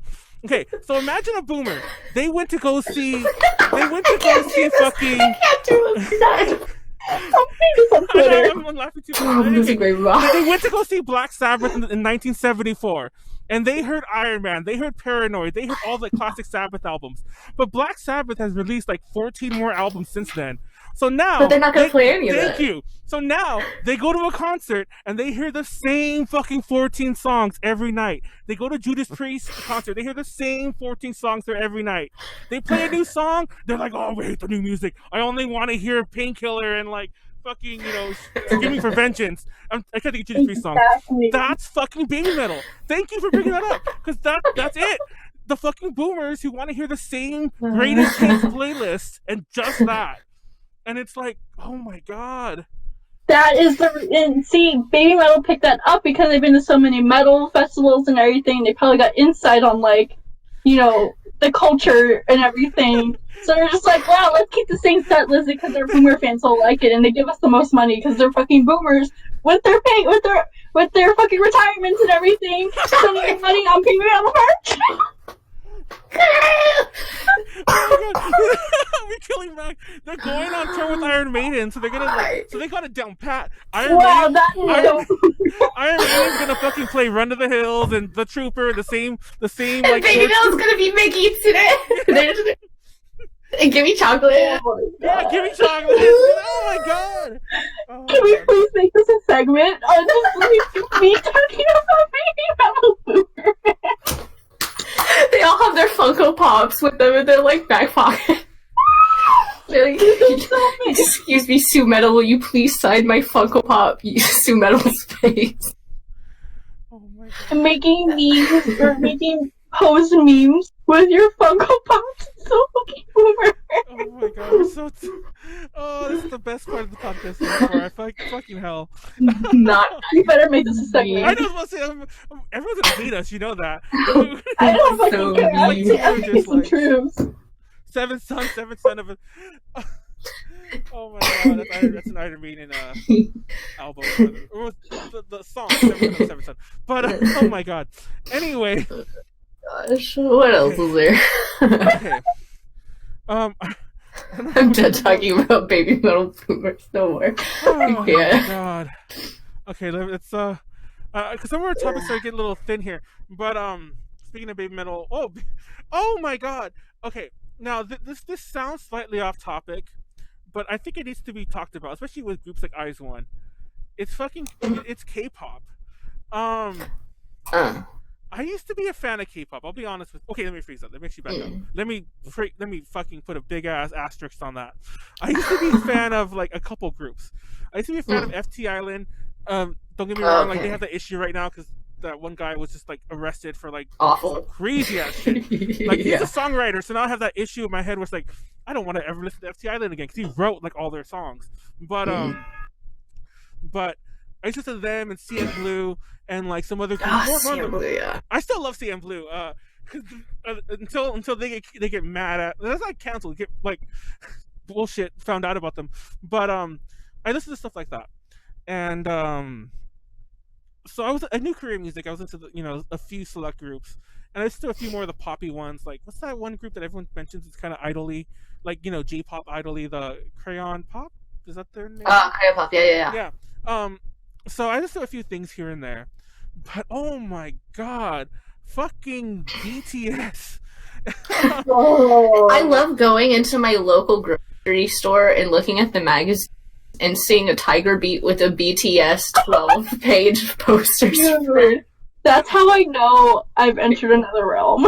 Every time I see it, I dissociate immediately. I'm like, where am I? Like, because it's very strange. Because I had my K-pop, like my big literal like K-pop phase in like 2010, 2011, with like FX, Wonder Girls, and SNSD. Like that was my time. 21, those were my people. Original like Kara music. Like I was in. And like people like were always like, "What are you doing?" So now whenever I go into a store and literally just see like a Blackpink novel in Target, I'm like, wait. Wait. I like it's shocking how much it's not even just been like accepted over here, but been like a norm over here. Like I would have never expected it. No. Ever. If you told me this in 2009, I would have not ever believed you. Right. Like ever. The problem is, and I've made this reference, I don't know if anyone's ever heard me make this reference on this podcast. It's been a while since I said this, but it's like you either die a J-pop fan or you live long enough to also become a K-pop fan. Because there were no people I know except for like Konaru and probably Max and like I don't know if you said you liked anyone recent, I don't know. But there's no one I know who is not just a fan of J-pop. Now, and there might be some people in the comments. Once again, I'm saying people I know personally. No one. And there were some people who were kind of like always like, no, I don't prefer Japanese stuff. Like, I don't want to rag on her, but I've mentioned her many times. Like this, Tiffany from A to J, like one of our main translators, is the perfect example. She only was into idol music for the longest time, and then like a couple years ago, she's like, oh, I'm going to K-Con in Japan. Oh, okay, and then now it's like just K-pop. All of her covers are K-pop. It's like the days when Tiffany covered everything Koto did are gone. It's like the way things have changed, and it's like, what the hell? That's the norm. It's like, go ahead. There's one K-pop group that I follow and like a lot. But outside of that, I can't get into anybody. I listen to like one or two other groups. I listen to Luna and I listen to 17, but I can't literally get into them. Literally the only group that I can get into, and the reason why is because they remind me so much of how Japan idol scene works, if that makes any sense. They're very, as far as K-pop goes, they're very raw. They write all their music, they do all their choreography themselves. They're just very, I don't know, watching like their like behind the scenes content and stuff. It's very cool. They also have the first like Japanese rapper in Korean music in their group. So I'm like, I'll support. But they're very interesting. I've seen K-pop over the time, and I know what I like and I know what I don't like. But it's even strange to me as somebody who is primarily a J-pop, J music in general listener. That's 95 of my music library, and then just having this like one that I listen to.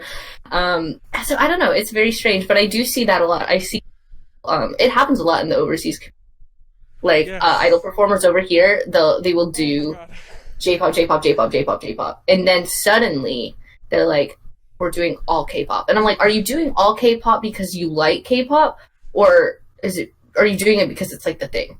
No. Exactly. Oh my god. Call them out, Max. No, yeah. No, that's not what I need to do. The overseas idol thing, and I said this on the overseas idol podcast we did recently.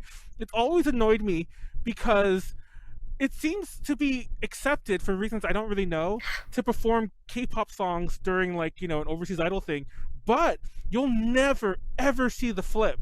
It'll never be never. like a K-pop God, no. thing, and then somebody will pop out with like Nerve, you know, for a random example. That'll never Yeah, happen. no one's gonna do it. No one's gonna do it. I Because didn't want no one in the crowd is gonna know what you're doing Yeah. or like appreciate what you're doing. But if it's vice versa, yeah, of course. So that's my biggest thing. I'm not even though I don't like K-pop personally, my biggest pet peeve comes from like how weirdly integrated it is, and like in ways that like almost borderline on like racist. I don't want to take it there, but it's like, because I have people. Speaking of which, I didn't mean like the overseas people. I have people who are like, oh, A to J Connections, like, and it's kind of weird because we do K-pop now, but A to J Connections, it's like, oh, you cover Japanese idols, like, oh, so you know about BTS, and like. Different know. things, but And okay. and there are people, like, sure, you and I know the difference. Sure, everyone in the chat knows the difference. Sure, everyone watching on YouTube knows the difference. But the millions of people who only know BTS, they probably don't. And I'm over it, but let's face it, the vast majority of like people are stupid. Like, imagine working retail. Imagine working retail. You know, it's like those kind of people. Okay, ignorant, stupid's too mean of a word, because I think it's more ignorance. And they'll think BABYMETAL is K-pop. I've heard that many times. I've heard BABYMETAL lumped in as K-pop all the time because people don't know the difference. And BABYMETAL is that level of like popularity that sure, and probably not even. This isn't the boomers I'm talking about. This isn't. I'll bring them up again. This isn't the boomers. This isn't the hardcore idol fans. These are like the millions of mainstreamers. It's like all the other people who filled up the forum. Somebody who's just like casually watching Yeah. the Ellen show. Like the people who probably are the people who just follow trends. You know, like the I don't know, like a bandwagoner. Anyway, let's move on to K-pop. I'm getting really like upset. Yeah. And it's Oh my sad gosh. because we've opened up A to J Connections, not so much to include K-pop. I wanted to include like more like other like Chinese and Thai stuff, and it kind of became like let's also cover K-pop. Like, fine, that's a good concession, but so far all we've done is cover K-pop out of nowhere. And Wow. I mean, there's so much of it, yeah, and everyone, the K-pop fandoms are also so like, What? you stan my group, you get it. You know. Yeah. What happened to You know last what's the week in thing the chat? that bothers me about Sorry. the whole K-pop fandom is that when something like unrelated happens, like on Twitter, when they just go to a random ass news post and they're like, "Oh, this happened because they didn't stand Luna," or they died because they didn't stand BTS hard enough. That is the worst thing. And if you do that, I don't care if it's ironic or not. You're literally the worst piece of trash on this fucking planet. I mean, I love scrolling and like Trump impeachment and like clicking, and it's just like him being like, had another cup of coffee today. It was hot, and then like you scroll down like 2 inches, and it's like some Stray Kids fan cam, and they're like, maybe your coffee wouldn't you if you listen to Stray Kids' comeback. What the And I'm like, wait. It's the worst thing ever, and I hate it. They That's the make me reason why I laugh. avoided Twitter so many years. And, Some of the things that they post on the chill, because some of it is like a genuine like people are trying to like make like racism awareness, you know, in communities, and then they're like, maybe no one would have this problem if you stand BTS, and I'm like, oh like my you God. can't do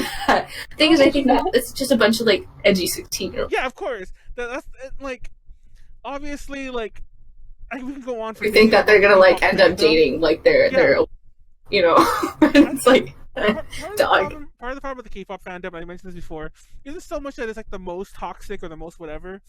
It's so big. It's big, yeah. You exponentially get more and higher level of the bad ones. You know what I mean? It's Yeah. like, sure, like there's bad ones in all fandoms, but it's usually less because the fandoms are less.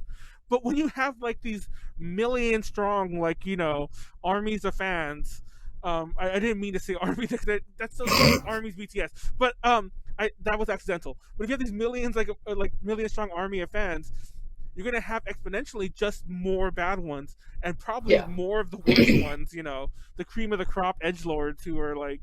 Yeah, because people who just casually, like, they're not gonna say anything. You know, they're not gonna like come and like interject themselves into like literal politics with music videos. You know, so it's like we only see so much of like side of the, and I know for a fact it's like, you know, so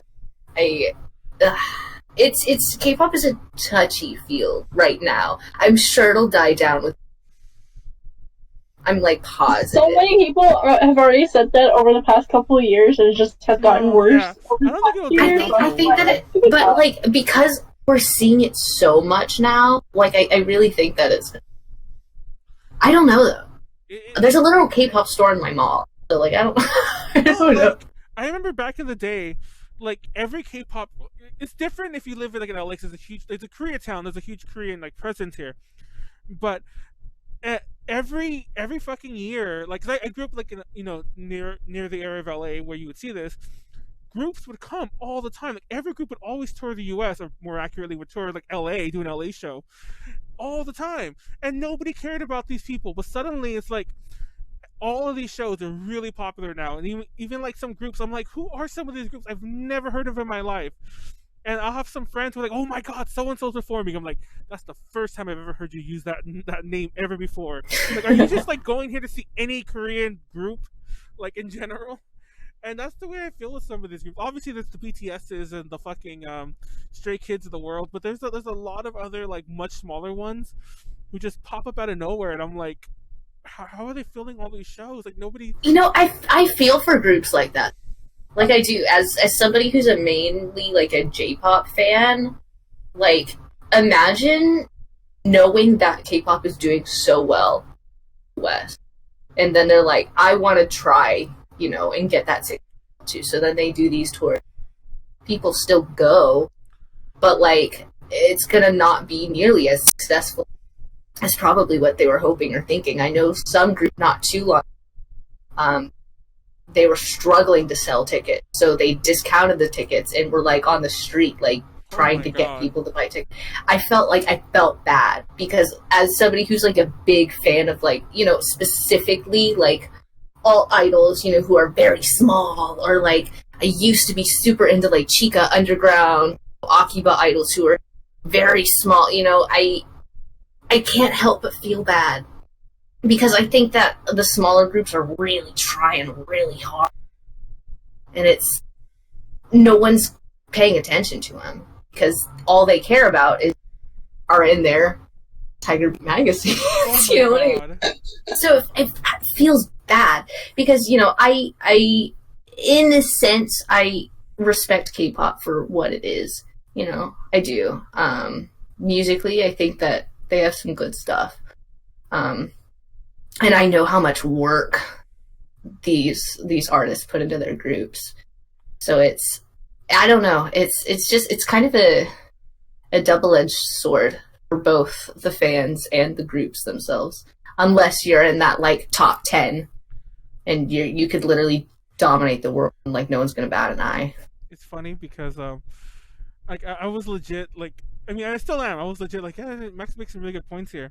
Then I remembered that we opened the show by having this little skit that we picked you up from the airport and you're a random K-pop boy band member.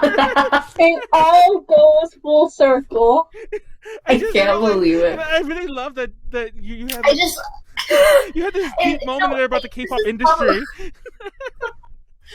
This is, you know, I think that I think me a year ago would probably be like 100% like, well, I don't care.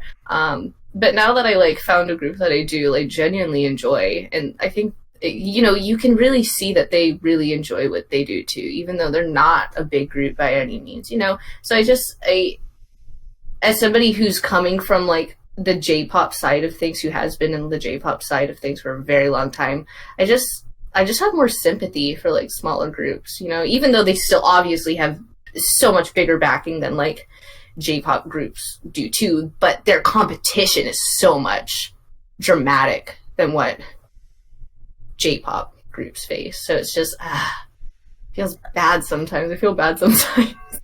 Well, I hope that if we do this conversation in 2029, that we don't have to talk about how K-pop has also become so randomly tight. BTS has their own late night show. I know, like I'll fucking be so upset. I'll be so mad.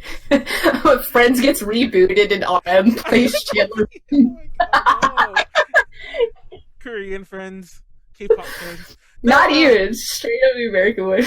I made the joke earlier that well, it was before, by earlier and before the show started. Actually, it was before even we were in the call about Kidz Bop. Because I made the joke, you doofus. Oh yeah, you did. No, because Max said something about like, you know, she's 6 or whatever, and I'm like, oh, Kidz Bop it is, and you're like, we need to talk about the Kidz Bop BTS cover. And I just found out about that. Excuse me? Okay, does anyone watch Drew Good in here? We actually talked about him last week. Konaru, we talked about Drew. Wait, I'm looking this up. Like, he's the guy who does the Vine. It's like, road work ahead. Gee, I sure hope it does. I hope it's there. So, anyway, that's my favorite I one. follow him on YouTube, and he did a video today about joining Kidz Bop. Like, you know, he was trying to join Kidz Bop. Wait, that's him? That Oh was my him. god, I gotta go watch that video. And Because I saw it pop up, and I was like, oh, I'm gonna watch that later. I put it in my I save. want to join Kidz Bop. He mentioned, yeah, I was thinking about Max too. Like, Max should join Kidz Max, Bop. you I would be was the what? reason why I go to a Kidz Bop tour. I'm just gonna put it at that. Wait, do they do tours? You think Yes! tours? You could be They a come we to go? Ontario and Houston. Can we go together? Yes! Oh my god! Oh my You guys god. are planning Kidz Bop shows. But anyway, they did a beat. There's a vlog out there of some girl going to a Kidz Bop concert, and it was just filled with like kids, like just dancing around, and their parents sitting there like, I want to go. and she was, and those two, and she went with her friend, and they were like the only like adults there that were actually enjoying themselves. I would have the best time of my life. Like, I know it. Okay, I'm gonna put this. We're going to a Kidz Bop concert next week. Bet on it. Yeah. Oh, God. I I hope they chat. perform. That's the link if you want. Okay. It's a non-index link. That's the link if you want to become a Kidz Bop. Casting? Yes. All right, Max, let's go. We're gonna go be my part of Kidz Bop. God. Oh, it's straight up time. Oh wait, they're on Open tour link in right new now. tab. Oh, they're playing Ontario on the 12th. I can go. They're playing. Go. They're playing Outland. Is your child the next Kidz Bop star? Hell yeah. Yes, I am the next Kidz Bop. Oh, 9 to 12? Max? Just pretend you're 12.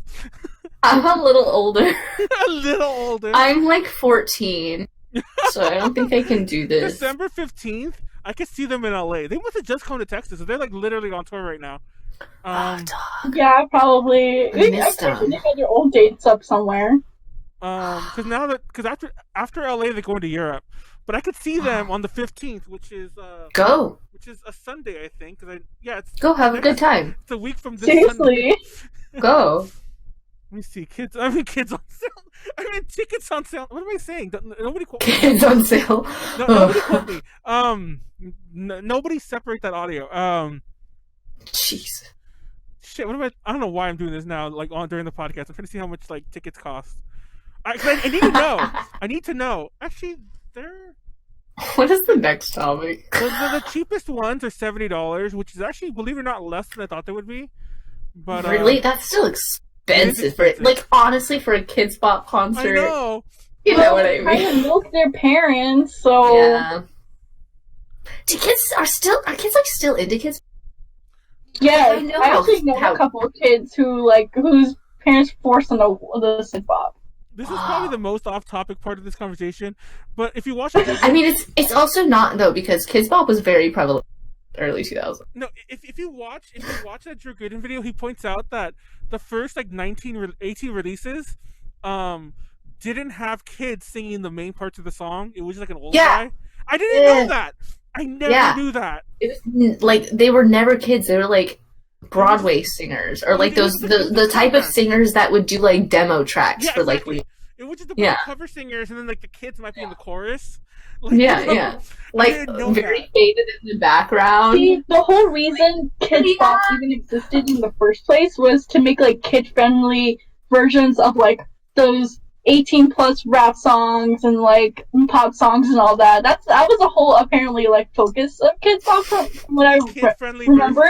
But then it was supposed to be like just kid-friendly music of like songs that you hear on the radio. Did they that were already like safe for general consumption? But let's just go ahead and milk that industry. Anyways, and then they started using actual kids to sing it. Like I think like mid-2000s.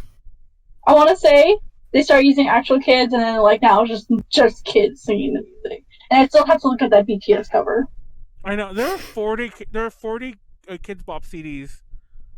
They are Jesus. I literally remember owning Kidz Bop 1.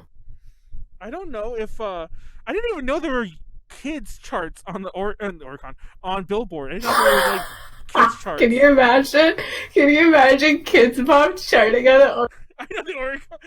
Kidz Bop charting the Oricon. With their cover of Vicky today from BABYMETAL.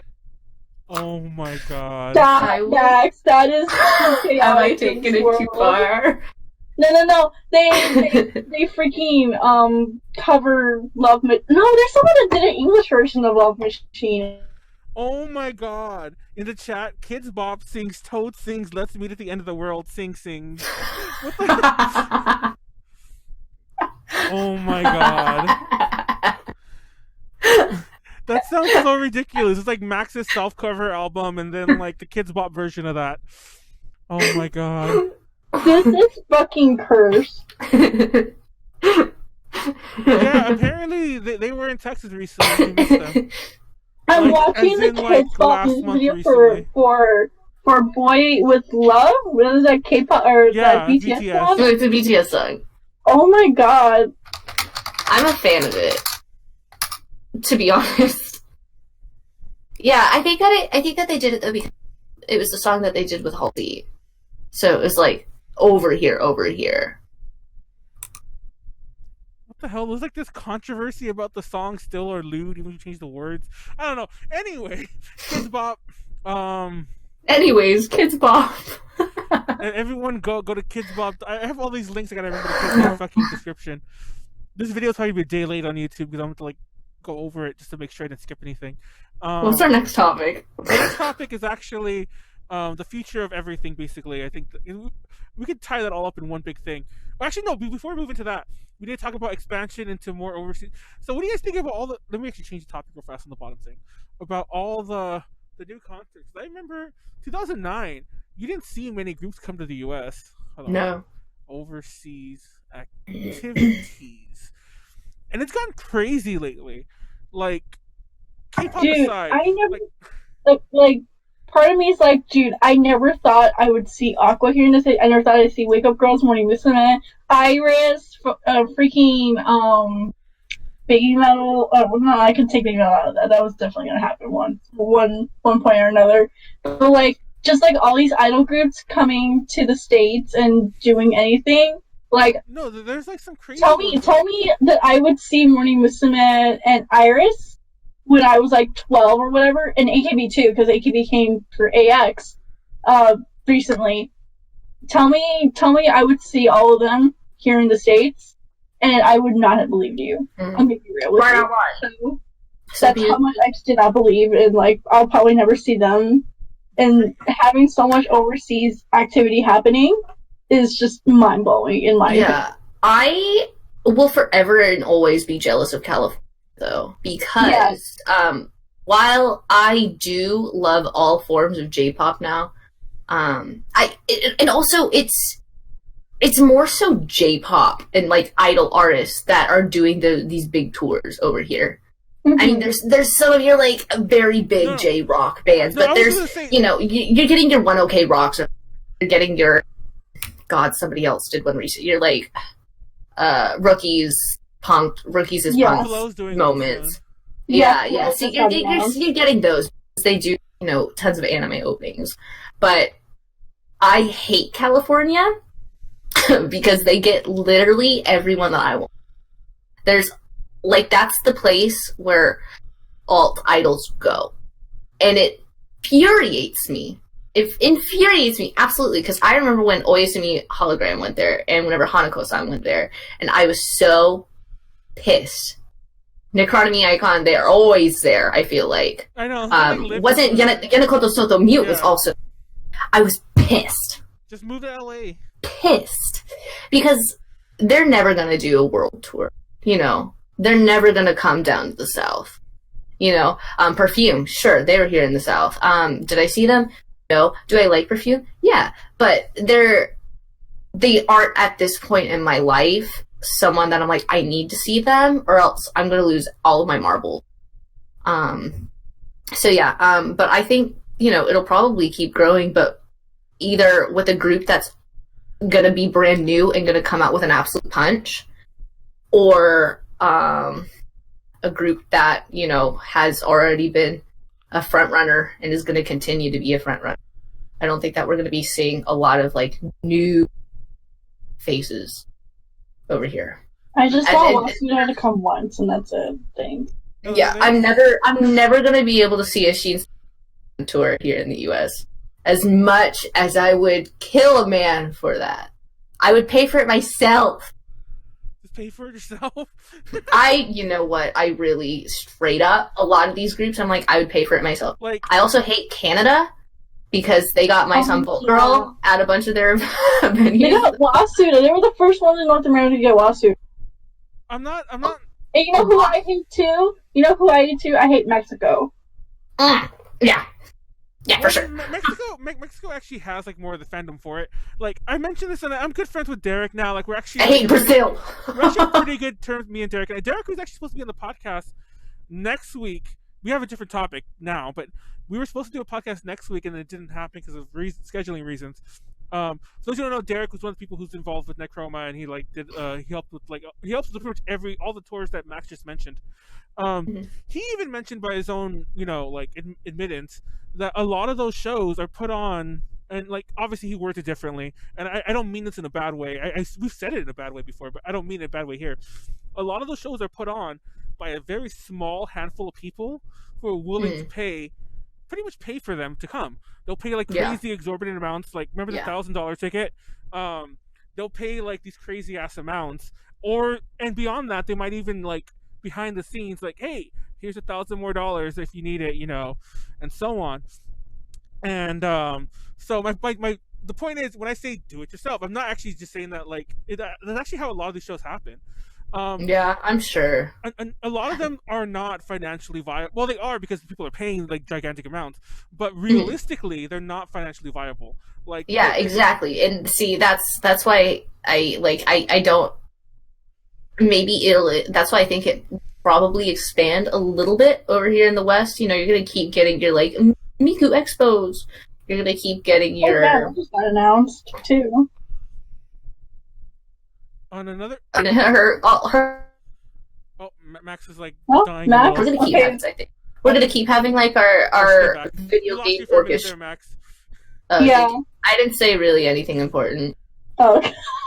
No, you know what that was? That was 10-year-old Max trying to block you from talking about Miku anymore. It's Max. The child if he jumped out. No, but yeah, we're. I think it'll stay pretty steady. I don't think it'll decline though. Is the thing. It's gonna stay stagnant, is what you're saying. No, yeah, also, yeah. It's funny you We're never gonna get a Bish moment, a Bish tour. We're not gonna get that. Bitch, I wish. For all idols, for the music that I like, and for the J shoegaze scene. I'm not gonna get that here. I'm not gonna get J noise music here. No, I'm gonna get Sekai no Owari, and I'm gonna have to deal with that. Oh, it's funny you mention that because I don't know if you're into a lot of these hardcore bands, these noise bands even, but they're bands, not idol groups. Yeah. I can't remember the name of that group. The group that Biss did a song with them. Oh fuck, what's their name? I remember. I want to say it's Joe something is the name of the guy who like the main guy in that group. But Bis did a song with them. There's only like one collab song that Bis ever did, except for the Dorothy Little Happy one. With the band. What's that band called? Somebody. I can't move on, so I know this now. But no, I also know what you're talking about. Dang it. They've toured here. Kaidan, something Kaidan. Yes, something shit. Anyways, they've toured here, and the main guy involved with the group has toured here like himself several times. Yeah. And see, a lot but of other independent rock groups like that tour also, but it's super on the down low. It's on the down low. It's so on the down low. And they're like, hi, we're going to be in tomorrow. And I'm like, hello? Like, I've seen that happen too. It's like, oh, we're playing. Thankfully, I live in LA. So if I want, I still don't. But thankfully, I live in LA, so I could go there if I wanted to.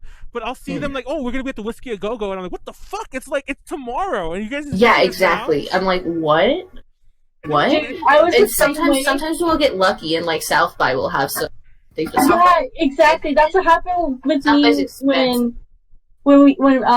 when Perfume first came. I literally found out the day before that they were there. And then the same thing with Cheeky Parade did that virtual appearance performance whatever at South by Southwest too. And I found out the last minute again, and I was just like, oh my god, how yeah, like so the promo on some of these, I'm like, hello? Well, like, to be fair, some of them are last minute from what I understand, but still, it's ridiculous. Yeah, that's also fair. Like, some of these groups, because I actually knew, I used to be a lot more into this, because, like, one of my friends he is in a band that has, like, a very tiny, like, if you're into hardcore music, they're pretty big, but he's, like, you know, not, like, huge, but they've toured Japan. He's played with, like, Saber Tiger in Japan, like, as guitarist. He's played for other bands like that. And some of these bands tour with him when they come here. So he mentions it too. Like, some of the shit's just super last minute. Some of it's like, oh, this show we're doing has an open slot. You want to come? And they can sleep at my house. And it's like, okay, you know. Yeah. And they're crashing on someone's couch or whatever, like the whole band. And there you go. But I don't know. Like Konaru said, like you said, it's funny because, like, sure, I don't want to disagree with what Konaru said, but I could see Iris coming. I could see Morning Musume coming. I could see AKB48 coming. And I honestly, though, a lot of this has to do with, like, I think that a lot of these groups aren't just going to come over here and just do a tour straight out of their butt. They're going to come over here, buy a convention, and probably see how that goes. And then consider a tour, you know? Which honestly is fair. We have to rely so much on conventions, and like, everybody send in your guest request forms. Please, for the love of anybody, if you want to see any group in the US, this is kind of like a little how behind the scenes conventions work. Yeah. A lot of the big name artists, they're actually kind of cheaper to bring than the smaller ones, or they might even be the same. You might be like, how is that possible? Usually the bigger name artists, their label is willing to foot a lot of the cost because they just want to perform in the US. They want that, like, notch on their belt. They want that foothold. But the smaller artists might not be able to afford that. They might be like, oh, we need a hotel room for all of our people, like, and a stipend for all of our people, and we need money because we're not going to perform here for like a week, you know, or whatever the hell, you know, scenario is. Yeah. And so a lot of times they just come for free. Like these big name artists, like some of the bigger groups will be like, oh, it's like, we're willing to give you a really good sugar deal if you just like give us a really big stage, you know? Yeah. And then they do it. Like, they'll sell merch and they might make most of their money back, but it's like, so a lot of times, as far as the con's concerned, it's like, yeah, we could book fucking, I can't think of a really good example, but we could book, like, you know, small group that, like, we could book Hanako-san because that's a terrible example. She's only one person. We could book Yanako to Sotomute, but we could also book Iris instead, and Iris is giving us a really good deal because Avex is just like throwing money at us basically, and it's all like, who are they going to take? And obviously, even though we all love, like, you know, both of them, Iris is going to bring in a hell of a lot more, you know, just using and also example.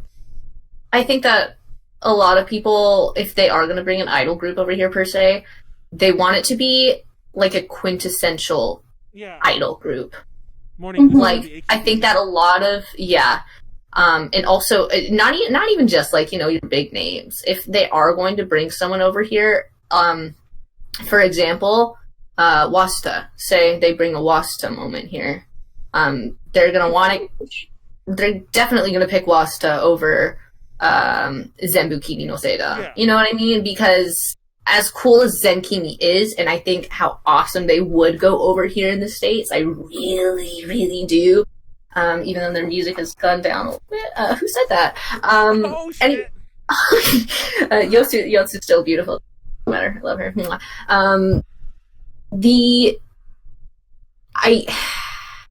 They're always going to go with your quintessential, you know, and I don't want to say Wasta stereotypical because, you know, they have their own thing going on, but in the eyes of the Western, like, what we as a whole, not us, because we idol fans, we know, but as a whole people are going to want to see the things that reflect more of your, like, anime idol. And while that isn't true and the anime idols reflect them, the West doesn't know that. You know what I mean? Yeah. So they're always going to book, you know, your Waspas, your Irises, your things like that. And also if they like do an anime theme song. Yeah, that's what I was going to bring up. As long as they have some anime opening and endings on their belt, they're going to be considered by a con. See, this is also why I'm gonna, like, this is why I keep trying to slide Tob Sakura to everybody. I'm like, get them, because they did some anime. And also, they're like a meme in the JoJo. I keep trying to push it so hard, because I'm like, please give me just one alt idol group. Like, one! I just want one. And I want them to see how well it'll go if they give them that platform. Because the same thing, all idols do come here, but they come here under smaller circumstances. And that's pushed out to only the crowds that know about them. And I really do believe that all idols can not take over, but it can be half and half here in the world. And it hasn't happened. And back in the day, I remember when cons would invite music guests, it was always a really big thing if there was a guest that wasn't involved with the anime. Like, that has long since died out. But I remember, for example, when they announced Mori Musume and Mori Sma at Anime Expo 2009, they were the only two music guests, I believe. Actually, I might be wrong about that, but they definitely were the only two, like, guest of honor music guests. And neither of them had did anime. And I remember a lot of, like, I do remember, because people were like, what? A lot of people, like, obviously Mori Musume has done anime since, but they hadn't done anime at that point. It was just like, why are you inviting these music guests who haven't done anime? Like, this is so off topic. And but that's long since that nobody I hate that. That's anymore. Another thing. I'm sorry, I'm gonna bring this up, but that's another thing too. I hate it when, like, you bring, like, let's say just a normal idol group that hasn't done, like, anime opening, and everyone's like, what, this is an anime, even though the con is, like, Japanese animation and culture. Yeah. Like, and also, like, I hate anytime there's, like, a guest recommendation convention. Like, I can't stress it enough whenever I suggest someone that I'm like, I genuinely think that this would go great in the West. Not only because I want to see it, because I do, obviously, but it would just go over perfectly. And I hate it always being asked, like, oh, well, what have they been in? It's like, nothing. But that doesn't mean that they're not going to be good. And I just think that a lot of the West's mentality is, if I haven't already heard them, or if I don't know what show they've been in, I don't care about them. Exactly. And I'm like, why? Like, why? Why limit yourself like that? It just drains me. It absolutely drains me. But I don't think it's not that same for, like, VK groups. For conventions, I still see them bringing over VK groups. No, it's funny you bring that up. And people still go ham to them, at least in tech. In at Anime Expo 2012, they did an entire VK night. I remember Kaya was there, Moonstream was there, Satsuki's band, and there was a group called, I don't remember the name. But anyways, there was like 3 VK groups. And I remember, like, when they kept announcing, because they're like, oh, we're doing a special VK night. They didn't say who it was. But they announced like 3 or 4 bands who were in it. and the comments were all like, "Oh, this new Visual K anime must be really good. Ha ha ha! Visual K anime. Like to see what anime they did." By the way, there is a Visual K anime. It's called what's it called? The band has Lucifer. I can't remember the name of the anime though. Something Kiss or something. Anyway, Paradise Kiss.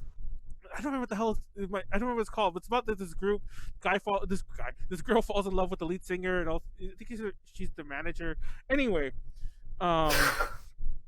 anyways, I'll look it up in a sec. It's not need to know. Something. The band's called Lucifer, but it's spelled like Ossifer, like with an A, you know. But Lucifer, Visual K band Lucifer. But I do agree that that's also changed, and it's probably even crazier now. Like Visual K, as far as I'm concerned, is like dead as fuck in Japan, and it only survives by like the U.S. fans or like, by the U.S. Yeah, the Western fans. Yep. Visual K band Lucifer. So anyways, let's move on to the next topic while I look this up real fast. Kaikon phase. I was totally wrong. It's called Kaikon phase. Huh. Everyone knows that anime but me. It's also I never seen the anime. There is an anime, and obviously Lucifer does all the music because they were like the fake IRL kind of band. Like they were made for the anime. But anyway, Kaikon phase. So the next topic. I like how we have random topics at the end, but we pretty much did that with Kidz Bop. Our 20 minutes Kidz Bop rant is the future, and it's pretty much all just the future. The current and the future. That's a better way to put it. Wasuda, the future. Yes, my problem with Wasta is that I love Wasta, and we've interviewed them several times. We did a live stream one with them a couple years back, and we also mentioned in our Things We Didn't Do segment last year that we were supposed to do another live stream interview with them, and it fell through because of like politics on the management side. You'd be surprised how much stupid I don't want to say stupid, but there's so much bureaucracy in Japanese management. It's kind of part of the course, and someone's gonna out me on this. I report you. I beseech you to go back to the beginning of the podcast where it says the views and opinions don't represent EJ. Just out Manuel. But anyway, dude, what was that? That was insane. It was because of Wasta. Did they get mad at me? Yeah. They banhammered you? They fucking did. Okay, let me go back to Twitch. Okay, we have a delay, so it won't show live for like another 15 seconds. But yeah, God, guys, sorry. Man, I was hoping you would cancel the rest of it. No, I mean, like, I almost considered it because we went over anyway. But I'm like, dude, we're on the last topic. That's what really pissed me off. I was like, we need to come back and at least do the fucking last topic and the fucking outro. Well, I think we're live now. We are. Anyways. Yeah. Anyway, so the future. I'll stop talking about Wasta. Wasta's the best. I love Wasta. I did love Wasta. I don't know why they hate me. Anyway, hopefully everyone came back. If not, then we love you anyway. Come back. All right. So, the future. El Bandito, what's the future? Future of J-pop, like idols, or J-music in general? Like, Everything. Everything? Everything. Oh, yikes. Kidz Bop too. Shut up. I don't know. That's tricky. I've seen so much in the past couple of years of, these groups are really, I think let's have 2011, for example. Every boy group sounded the same. Every girl group sounded the same. Your co-ed groups had the same. But really, in recent years, I feel there's so much more individuality in these groups, and every group that comes out, I feel, is not every, but most groups that I've come into contact with and found, I feel like they have a fully realized thing really going on for them. So I think that it's a lot more competition in the idol scene in particular, because you have you out here my son below with their boop ba doop ba doop boop boop boop boop boop boop noises. You know what I mean? And that's very, you hear that and you automatically, God, it's you hear even now. You hear their stuff. Yeah, that's what they do, because they've redefined their sound. As much as I'm not like a huge fan of their current. I remember when they used to use like DJ techno like sounding effects in their music, and like yeah. Oh my God. That what you're saying just reminded me of like that era when you were some. Yeah. But everyone has a sound now. They really do. I think that everyone's found themselves, and they're not just putting out idol content. So I think that that's gonna continue moving forward, and it's just gonna be more of a playing ground for everybody. There's gonna be a little for everybody. As far as other J music goes, I think that your whole like folky indie rock, indie dance pop kind of scene is gonna continue to grow and become more of a norm versus your like typical J rock stuff. Like we're gonna have groups like Frederick and stuff be like really pushed out as like this is like the now. It's like Stock in Action. Although they've been around for a really long time, I think that type of sound is going to continue to grow. Some of more like what West is known for, like our Nightmares, groups like that. That's gonna like die out. I really think so. There's just so many smaller scenes, but I think that everything is just kind of going in this like cycle thing, and probably by some time that type of stuff will be pushed out. Cause probably people will be tired of it. But I think that for what we can expect from the next decade upcoming, I think that there's just going to be so much more individuality and a lot more competition because of that. But also a bigger love and like fully like all encompassing like thing for everybody in that. Does that make sense? I'm like 6 years old. I'm tired and I'm sick. I'm actually loving like 6-year-old sick Max, because you're a bit, like you're at this really chill level of energy, and you're just bringing the tea. So not the tea, but you know what I mean. Stop calling it tea. You're bringing the you're bringing the beverage, the hot beverage that I guess it could be cold. Why does it have to be hot? Could it be iced? It's only ice if you're like a loser. I'm just kidding. No. Hello? Real talk. No bullying. This is a no bully zone. Real talk though. I'm not real talk about Max. Real talk though. Yeah, you have a really good hot take there, but well, not a chill take, but one of the things I wanted to talk about, which I'm surprised I haven't at all, is that when they announced that, and they announced this like I want to say 2015, when they announced that AKB48, not AKB48 specifically, but when they announced that Yasushi Yakamoto was gonna like be in charge of like entertainment for 2020 the Tokyo Olympics, I honestly, very stupidly in my head, was like AKB48 will have long since faded out by then. Because if you remember, at around that time, 2015, 2016ish, there was like a period where like they had sold a single that I think had finally went under 1 million, or was just barely over 1 million. Oh yeah, that was Kokoro. That happened with Kokoro no Picard. Yeah, and like, Mai, you actually apologized for that. So, I remember thinking like, oh, they won't even be relevant anymore. And to be honest, it's almost questionable whether AKB still is, but 48 groups are just, they've gotten bigger.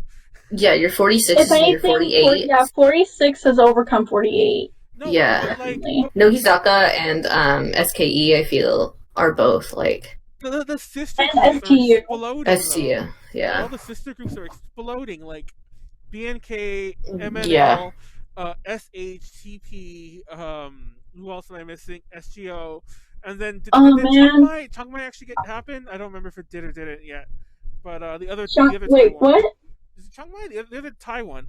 Is it Changmai? I might get the city wrong. But the other Taiwan. No, they haven't announced anything for that. Not that I know of, at least. Anyway, it's supposed to be a sec. Anyways, whatever. My point is, the 48 groups, the sister groups, all the STU apparently. I didn't know that they were doing so well, sales wise. They're cute. we made the joke before the podcast started that I love that Max's very first like compliment to any group is that they're cute. Or to the idol groups, always they're cute. Oh yeah, thanks for coming back. Sorry that we didn't make a big announcement on Twitter. I just wanted to get started, and not like because we are a little overtime anyway. But to you in the chat, whose name I still can't read. Because it's blue? Yes. Is there still blue? Or is are you making fun of Max? No, it's blue. It's blue. It's blue. It's not fair if I can't. No, it really is blue. It really is. Anyway, but no, I remember thinking that, and it's almost like I almost feel like you remember earlier we were talking about K-pop. Yeah, that'll be done in a few years. It'll definitely die down. I was way wrong with 48 groups. Like I honestly thought that idols would, not that they would ever disappear, but I thought idols would get back into the mid ground, and that didn't happen. I feel like AKB though has gone down a little bit because they're being outshined by these sister groups. Not only that, it also has to do a lot with that scandal with Maha. Yeah, scandals and management, things like that. They've been hardcore trying to do image cleanup, and that's why they've been playing it safe by doing all these limited single releases. Like, you know how they're only doing like a couple a year, which is like 4 or 5 every year. Yeah, and like it's crazy. They're just doing like major. I had like a whole Twitter thread about this actually, where I mentioned like, you know why AKB is staying so quiet and why they're doing such safe sounding? Because they're gonna get backlash if they foreign sounding or K-pop inspired like releases, is because they're trying to clean up their image to clean up for the Olympics, because you know, they're trying to keep their noses clean, their head down, noses clean, and it's funny because like it's only affecting AKB really, and it's even weirder because the girl involved, but the people involved is several people, management, more than one girl, and on different sides more than one girl of the issue. But that issue is a topic beyond this podcast. I'll put a link. I'll find an article and I'll put a link in YouTube if you're interested. I'll put a link somewhere in the description. But that wasn't even AKB48, and I still find it so weird that, like, I guess because AKB48 is still like the poster child group that everyone wants to look to foreign. Yeah, I think exactly. that's the thing, though. It's because not only that, but AKB has had their history of controversies, and I think because AKB has been such a prevalent group, not only in like Japan, I feel like they're also just very sensational. US, because they're like, oh my god, there's like 100 girls in this system. Oh my goodness. Yeah, so everyone's just like fascinated by them. So in the West, we talk about them a lot, and it's that whole same like wacky Japan type thing.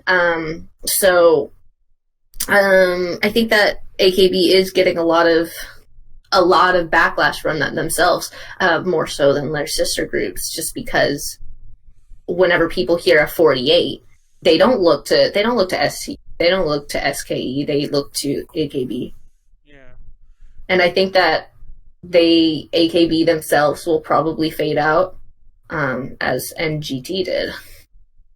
I know, like, also, I was talking to somebody about this, I don't know how true it is, but with all these other regional groups, another issue with AKB's quality of, like, I don't say quality, but, like, I guess, like, membership, so to speak, is that back in the day when you had, like, all these top stars in AKB48, they were the only show around. It was like, you joined AKB48.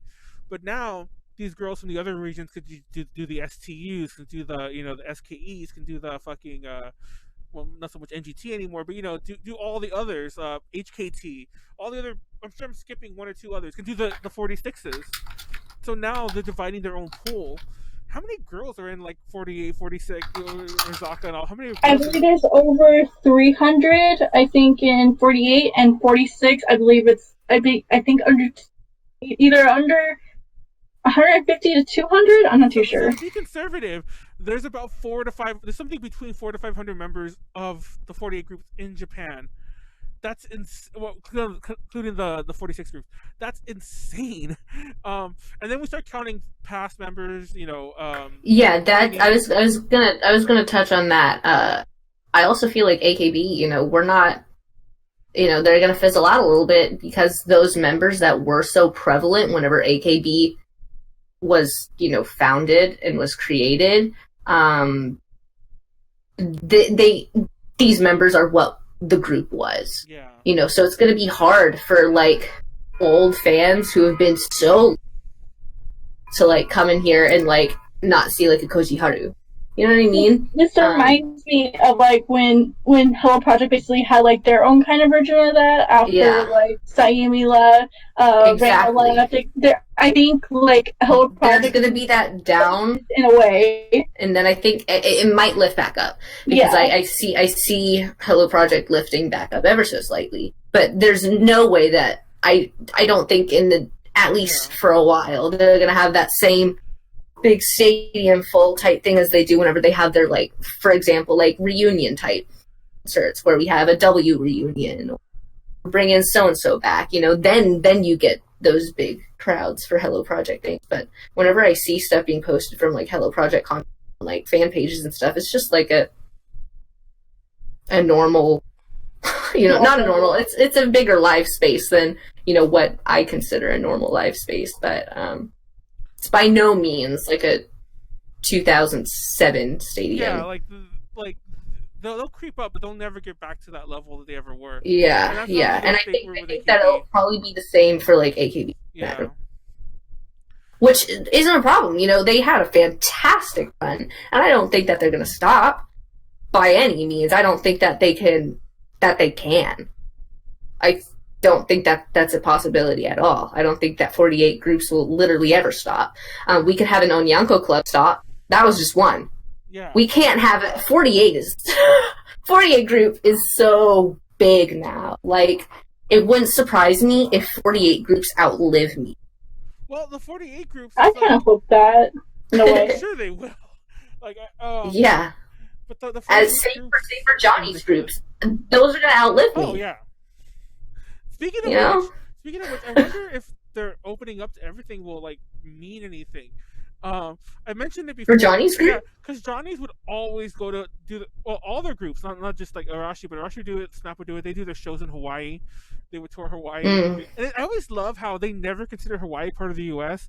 Like, any group, right. Like pretty much every group that has, like every huge group that has debuted. They don't consider it the U.S., they consider it Hawaii. No, exactly. Like, I guess. Like, Morning Musume had the U.S. debut. Yeah, they're all hellos. But all their fucking things were at Hawaii for, like, every year. And I'm sure if Arashi ever comes to L.A., it'll be their U.S. debut, and they're never going to speak about, like, the million years they've been going to Hawaii. Like, and that goes for a ton of groups. But my point is that, I mean, like, they open everything up to overseas. They actually have official, like, social media channels.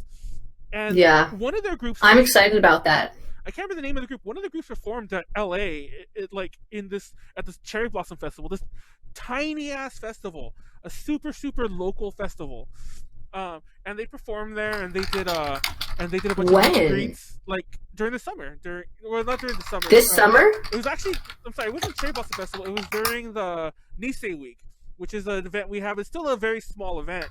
And it was during the summer. Look it up. It's the John Ace group. I know this because one of the people in the A to J chat was mentioning how, like, they wanted us to interview them, but he was there by himself and I couldn't get out there. He's like, they want to know if we want to do an interview. And I'm like, I no. It's like, I want to. It was this year? Yeah. Are we live? We are. Oh, okay. It's not popping up for me. That's why. Someone's in the chat. Someone's in the chat and talking a bit actually already, but let me try to find that group real fast. Does not mention the Johnny's group though. I'm just saying that we are live. I checked before when you asked that. Johnny's group loss. Can't spell. Angeles. I'm trying to remember their name now. There's a place called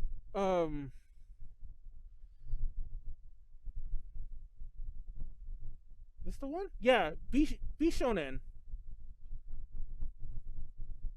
They're called B. Wait, is it called? They're called B Shonen? Yeah, they're called B Shonen. I don't have it open on my actual browser, but like this group, and that's the pic they kept showing everywhere. Oh, it's not gonna fucking focus. There it goes. That group. See? Oh, okay. Wow. Ignore my chat bubble there, but yeah. Strange choice to bring But I okay. assume they're new. I don't know much about them, but I'm gonna assume they're new if they're just tossing them out there. They're relatively new. I think like 2016 or 17. What I understand, nobody really For wants to go Johnny's live. groups, I feel like that's pretty But new. yeah, one of my friends was there, our photographer guy was there taking a bunch of pictures, and I guess he was talking to them like, no joke, he's actually, one of the Crunchyroll people always message him, and I think they think he is like in charge of AJ Connections, which is fine by me. But he was there and he was talking about AJ Connections, and they mentioned doing an interview, and then we were like, well, I was like, I can't get down there. We have no translator, and like not now at least, and and so we just didn't do it. But yeah, my point to bring all this up is like they've done that, so I'm wondering if an Arashi show's on the way. If like it's not already broken up, that ship has sailed. But if other shows are on the way, that's hard to say. well, probably not Arashi because I feel Arashi would ever come here. But yeah, go on. Yeah, I wouldn't testify that being a possibility. I think once Johnny himself kicked the bucket. What was there something in his will that's like I'm so surprised that all this happened so soon? No, I feel like everyone that was actually in Johnny's though really hated. Well, like I made this. Like, I actually made a tweet about it. Like, I'm not gonna lie, I was actually pretty drunk one night, and I was talking to some friends about it, and then I made a tweet about it. And I don't want to say it went viral, but it got like my personal tweets on my personal Twitter never get much like traction. This one got like a crap ton of like, for me, a crap ton, like 20 or 30 like likes and like retweets and whatever. But for those who don't know, like Johnny, sure, he was definitely hated by his people, but there was a reason. There's so much open face scandal with Johnny. Oh yeah, absolutely. Like some of his like past like trainees or past members of groups, especially from like his like 80s adventures, which were literally like, hey, he literally did like awful harassment. Like, and like he's not a good guy. No, it's like the Harvey Weinstein thing, to put it in a perspective people might not realize. Like, people even joked about it. Like, people, not joke, that sounds mean, but they'd be like, very specifically, I remember, what's that skating group called? The ice skating group from the 80s? I can't remember their name, but like it was the Johnny's group, one of the skating groups, and there was a very famous clip where one of the commentators made a joke, and it's such a very bad taste joke, obviously, where this guy was screwing up his performance, and the commentator's like, oh, it's like he's messing up. Johnny must have been really rough with him last night. And it's like, yes! And people knew this stuff. People would joke about it. Like, people would like say these things out like on a live broadcast. And people would write biographies and be like, oh, horrible things happen at the camp. Horrible things. And then that person would get like blacklisted from the industry. So he's a horrible person, but I still find it weird that like the second he died, it's like, it's in like literally everyone was like, yeah, ding dong, which is dead. I mean, they're like, with him, which I'm here for because I have always loved Johnny's groups. It's once you like, you can't not like male idols, or like you can't like them and not be a fan of at least like one Johnny's group. It's literally unavoidable. Just because they take over so much of it from like a mainstream point of view, as mainstream as you can get without putting like any content actually out there. But I'm glad to see some more opening up to that, because I think that they see that there is possibility, and that there is people wanting to really get into it. So I think that moving forward, there's going to be some awesome Johnny's opportunities, and just things happening, even in Japan itself, and also probably the Western side of things. But I'm excited to see it. Yeah. Like, I would absolutely, like, can we have like a jump? Like, bring them over. Like, I remember being in like 2006 buying like a Heisei Jump CD, and I was like, so happy. Like, if I got to see them, like, I would lose my marbles. Thank God, I would be able to find them. So I think that would be cool, because we don't see male idols over here, but Johnny's does, and even in the US, even no matter how freaking hard it is to find content of them, Johnny still has a pretty big base over here. It's very niche, but like the ones that are there are like there and are like all in. So it could go over really well. If they ever go to a show in LA, it'll probably be Fanime, because like Fanime always gets the male idols. Really? Yeah, they've gotten Beat Garden, they've gotten Dice, they've gotten Wait. Yeah, they've gotten all the male When idols. did they bring over Dice? I remember, no joke, when they brought over Dice, I asked you to come, because it was whenever I met you, and I'm like, you could come and sleep on the floor or something like that in the hotel, because I wanted. You never told me that Dice was there. I probably didn't mention the group name. I probably said a boy group or something like that and left it at that. But yeah, Dice and we interviewed them in a very awkward interview, but we interviewed them. I have pictures somewhere of me with them actually, but I don't know if they're like super readily. Oh, I opened the wrong one.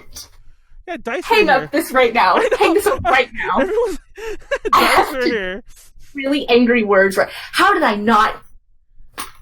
Yeah, you fucking missed Dice, and like good luck at ever coming back unless that fan of me again. It's like because I'm stressed. Fanime, I literally wake up in the mornings and I pop on their bops immediately. Turn on Hello and I'm like, give me Hello. And I was I'm so pissed. Like, one of the people that interviewed them was like so obsessed with them. They were so glad that we were able to do it. They still like owe me favors to this day. Like, I love Dice. I can't believe I got to interview them, with you or whatever kind of thing. But yeah, we interviewed Dice and we met Dice.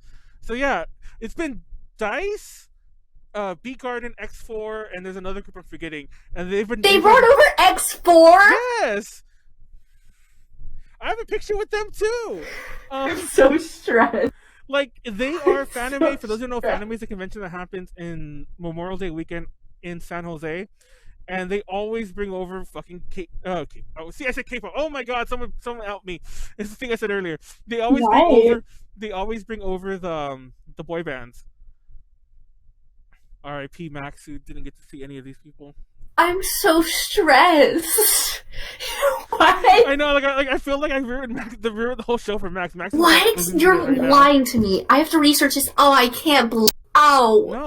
Look what you've just done. I can't look find what you've just done to me. This is that's our translator with X4. I'm trying to find the other pictures. I cannot believe you've just done this. Yeah, and sorry guys. Oh, I cannot believe it. You can Google Dice Fanime, it'll come up right away. I'm doing that, you fool. Oh, I'm so mad. Oh, I'm mad. My heart is hurting. The ice was there. I actually bought like a towel of theirs. They were the only of these Oh my groups. god, they performed Hello, Billy, and Dreams. Max is gonna die. Oh my god. Why'd you do this to Konaru? She didn't do anything. You watch your mouth, sir. Oh, I can't believe this. It was back in 2016. Oh. Well, Jesus Christ! Whatever. You did not talk to me in 2016. I think I'm thinking about X4. But either way, I didn't tell you the name of the group. I think it doesn't matter which one it was. I don't think I actually told you the name of the group. I did say like you can sleep on the floor if you want to help us. Oh my god! No one in this audience is getting lit. Oh yeah, nobody knew. Nobody cared about them. Nobody went to any of their stuff either. No. Nobody went to anything of theirs, so you can rest assured that they probably felt very unloved. And there was no Max there to comfort them. Stop it! I can't find the picture with now. I can't find the picture with Dice. I have because Dice is the one that I have a picture with them myself. Like, I think because they were just so cool with people like who knew them and whatever. Because the translator did, they were just like, everyone get pictures, and I'm like, I didn't even want one. They're like, come on, get in it. I'm like, eh. But yeah. Oh, look at Max. This show is like, it's been like 5 minutes of Max freaking out about this. Max is dead. I'm so stressed. Anyway, real talk though, if we ever get like Jump or anyone like that, I'm pretty sure Fanime may be the best shot. Hit me up, Johnny's, if you want help with Fanime and so on. Obviously hit Max up too, so she can like cry about like all the groups she's missed. I'm gonna You scream. should come to Fanime's the boy band con apparently without like anyone realizing it. Like it kind of accidentally became that. Aya Hirano that was there this year too. What the hell? You missed everything. That's what it was. Yeah, because I do remember you told me about that, and I was pissed. And like there's a You were sending me pictures, and I was like, I'm pissed. anyhow. So that's the future. Konaru, what else is the future? Not Wasna, so we don't get like fucking banhammered again. I just realized we were talking about like this fucking. The future, I want to see more activities here in the States, as well as more, I guess, the overseas idols doing more activities in Japan as well, like just doing like a trade off, like pretty much a trade off. Yeah, idol exchange program. Yeah, idol exchange program. That's kind of what I'm going to go for. That'd be so no cool. one take that idea. I'm gonna make a show for that or something. Everyone, Shut up! You're not gonna do anything. Exactly. Fight you, Max. Literally, I'm this close to Max you right now. So don't even. Max is done. Oh God. Oh, poor Max. But yeah, I think that honestly kind of wraps up the show right there. We're gonna come back around because there's a couple more things I want to talk about before we actually really leave. But the last like 3 weeks, I forgot about all this stuff, so I'm gonna say it now. We'll come back. Don't leave yet. I'm leaving. Bye. Real fast. Join our Patreon if you want. Patreon.com/AJConnections. Whenever the Anjanu interview goes up, it'll be on Patreon first. And I might release the video-only version there on Patreon. I need to make sure I can, because there is a video version of it. And so on. We'll be at ALA in about 3 weeks, so 4 weeks.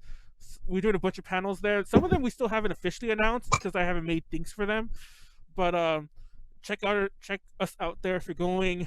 Also at ALA, Bratz and Femme will be there, so you should probably want to come to ALA anyway. Whoa, Femme's gonna be there? Yeah. Damn it! Fuck boys get money.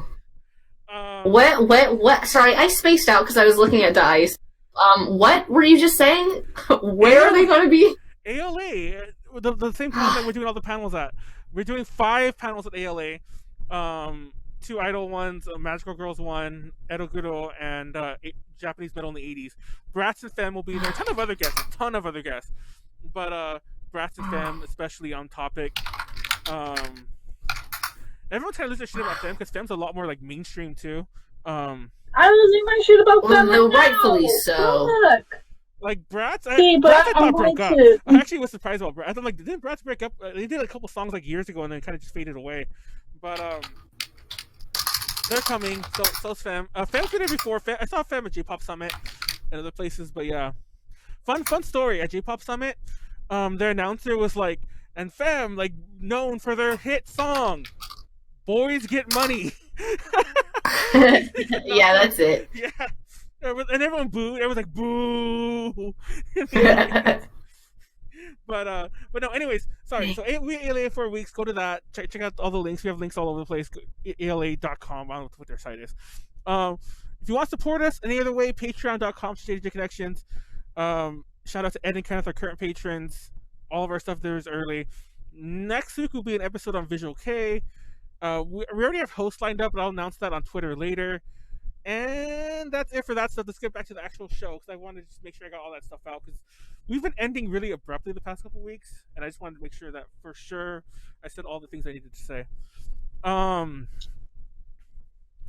So yeah, we have 2 more episodes of the year, and then we're dark for 3 weeks, or at least FYI, because we need to take some time off for the holidays. Because the last Tuesdays of the year are New Year's Eve and Christmas Eve. Well, I said those backwards, but Christmas Eve and New Year's Eve.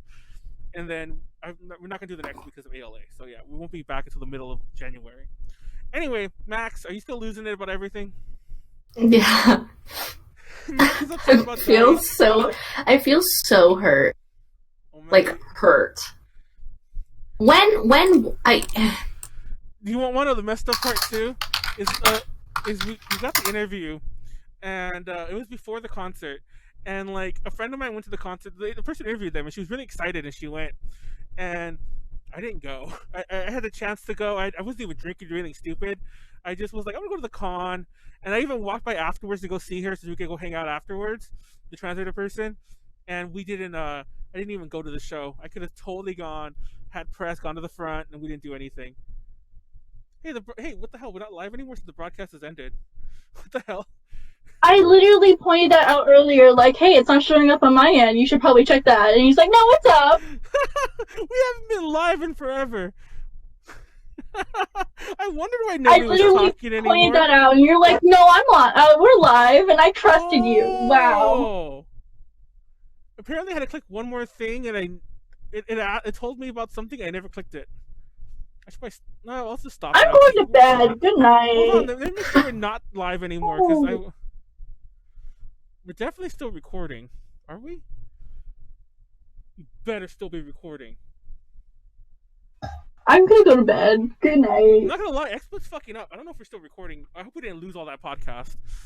We may have. I think we did. Fucking hell, hold on. I'm gonna be so upset. Don't laugh. Oh wait, no, we still were. Thank God. I was gonna kill someone. Okay, well, I'm going to bed. Let's do the thumbnail. Wait, we're still recording. Let's start wrapping it up. So Max, Konaru. So Max, get better and come back next year, like 5 more times in the podcast. Okay. We have to do one where you take a Toad request song and it's like you could sing like what's a good Toad song to sing that or consider I could sing an original. Yeah. From my 2020 EP. What? Are you announcing this now? What? Oh shit! No one's gonna watch the end to see it. Like, no one's gonna get this far in the podcast. That's what's so cryptical of Melancholia. You just make these random ass announcements like on no budget, low key podcast. If you ever look at our analytics for the show, it's like a nice. It's a little wavy sometimes, but it's a nice slope. So like hardly anyone actually watches to the very end. Yeah, of course. It's any long video though. I don't think it's even indicative of us. But no. Oh, I don't know if I ever told you this, Konaru, but there was that podcast that Max is on that was Sylvia was also on. But we know. Max showed up halfway through, and the thing looks like this. There are 2 waves where everyone stopped for Sylvia, and then came right back when Max showed up. I don't know why. Also, everyone go beg Sylvia to be on the podcast. Not next week, but the week after. The week after the VK one. Leave Sylvia alone. I think she got mad because about that wave thing I showed her too, and she's like, "No, I'm not gonna be on. You're gonna make fun of me against the wave thing or something like that." So, anyway, is that your? Konaru wants to die. Let Konaru sleep. That's a snake on a rope or whatever. Just snake on a rope. I'm on a string. What is it? A worm on a string, Manuel. Have you ever been to a Walmart in the year 2006? I like how you got both words wrong. Worm on a string, same difference. Snake on a rope. No, it's not. Anyway, guys, let's start wrapping this up. Max, thank you for being on. Be on 5 more times next year. Oh, fun fact, I did the math. You overtook Jasmine again. It's like you and Jasmine are always fighting who's been on the most, so you've been on the most by far. Thank you. Yes. So thank you for being on. I have no choice. There you go. We'll hound you again. You're free until the mid-January, so don't worry. And we'll hound you again next year. Till then, good night, everyone. Thank you for watching. Obviously, we fucked up the stream. It was good. It was good while it lasted. We fucked up the stream big time. Everyone who's watching on YouTube, thank you. Good night. Night.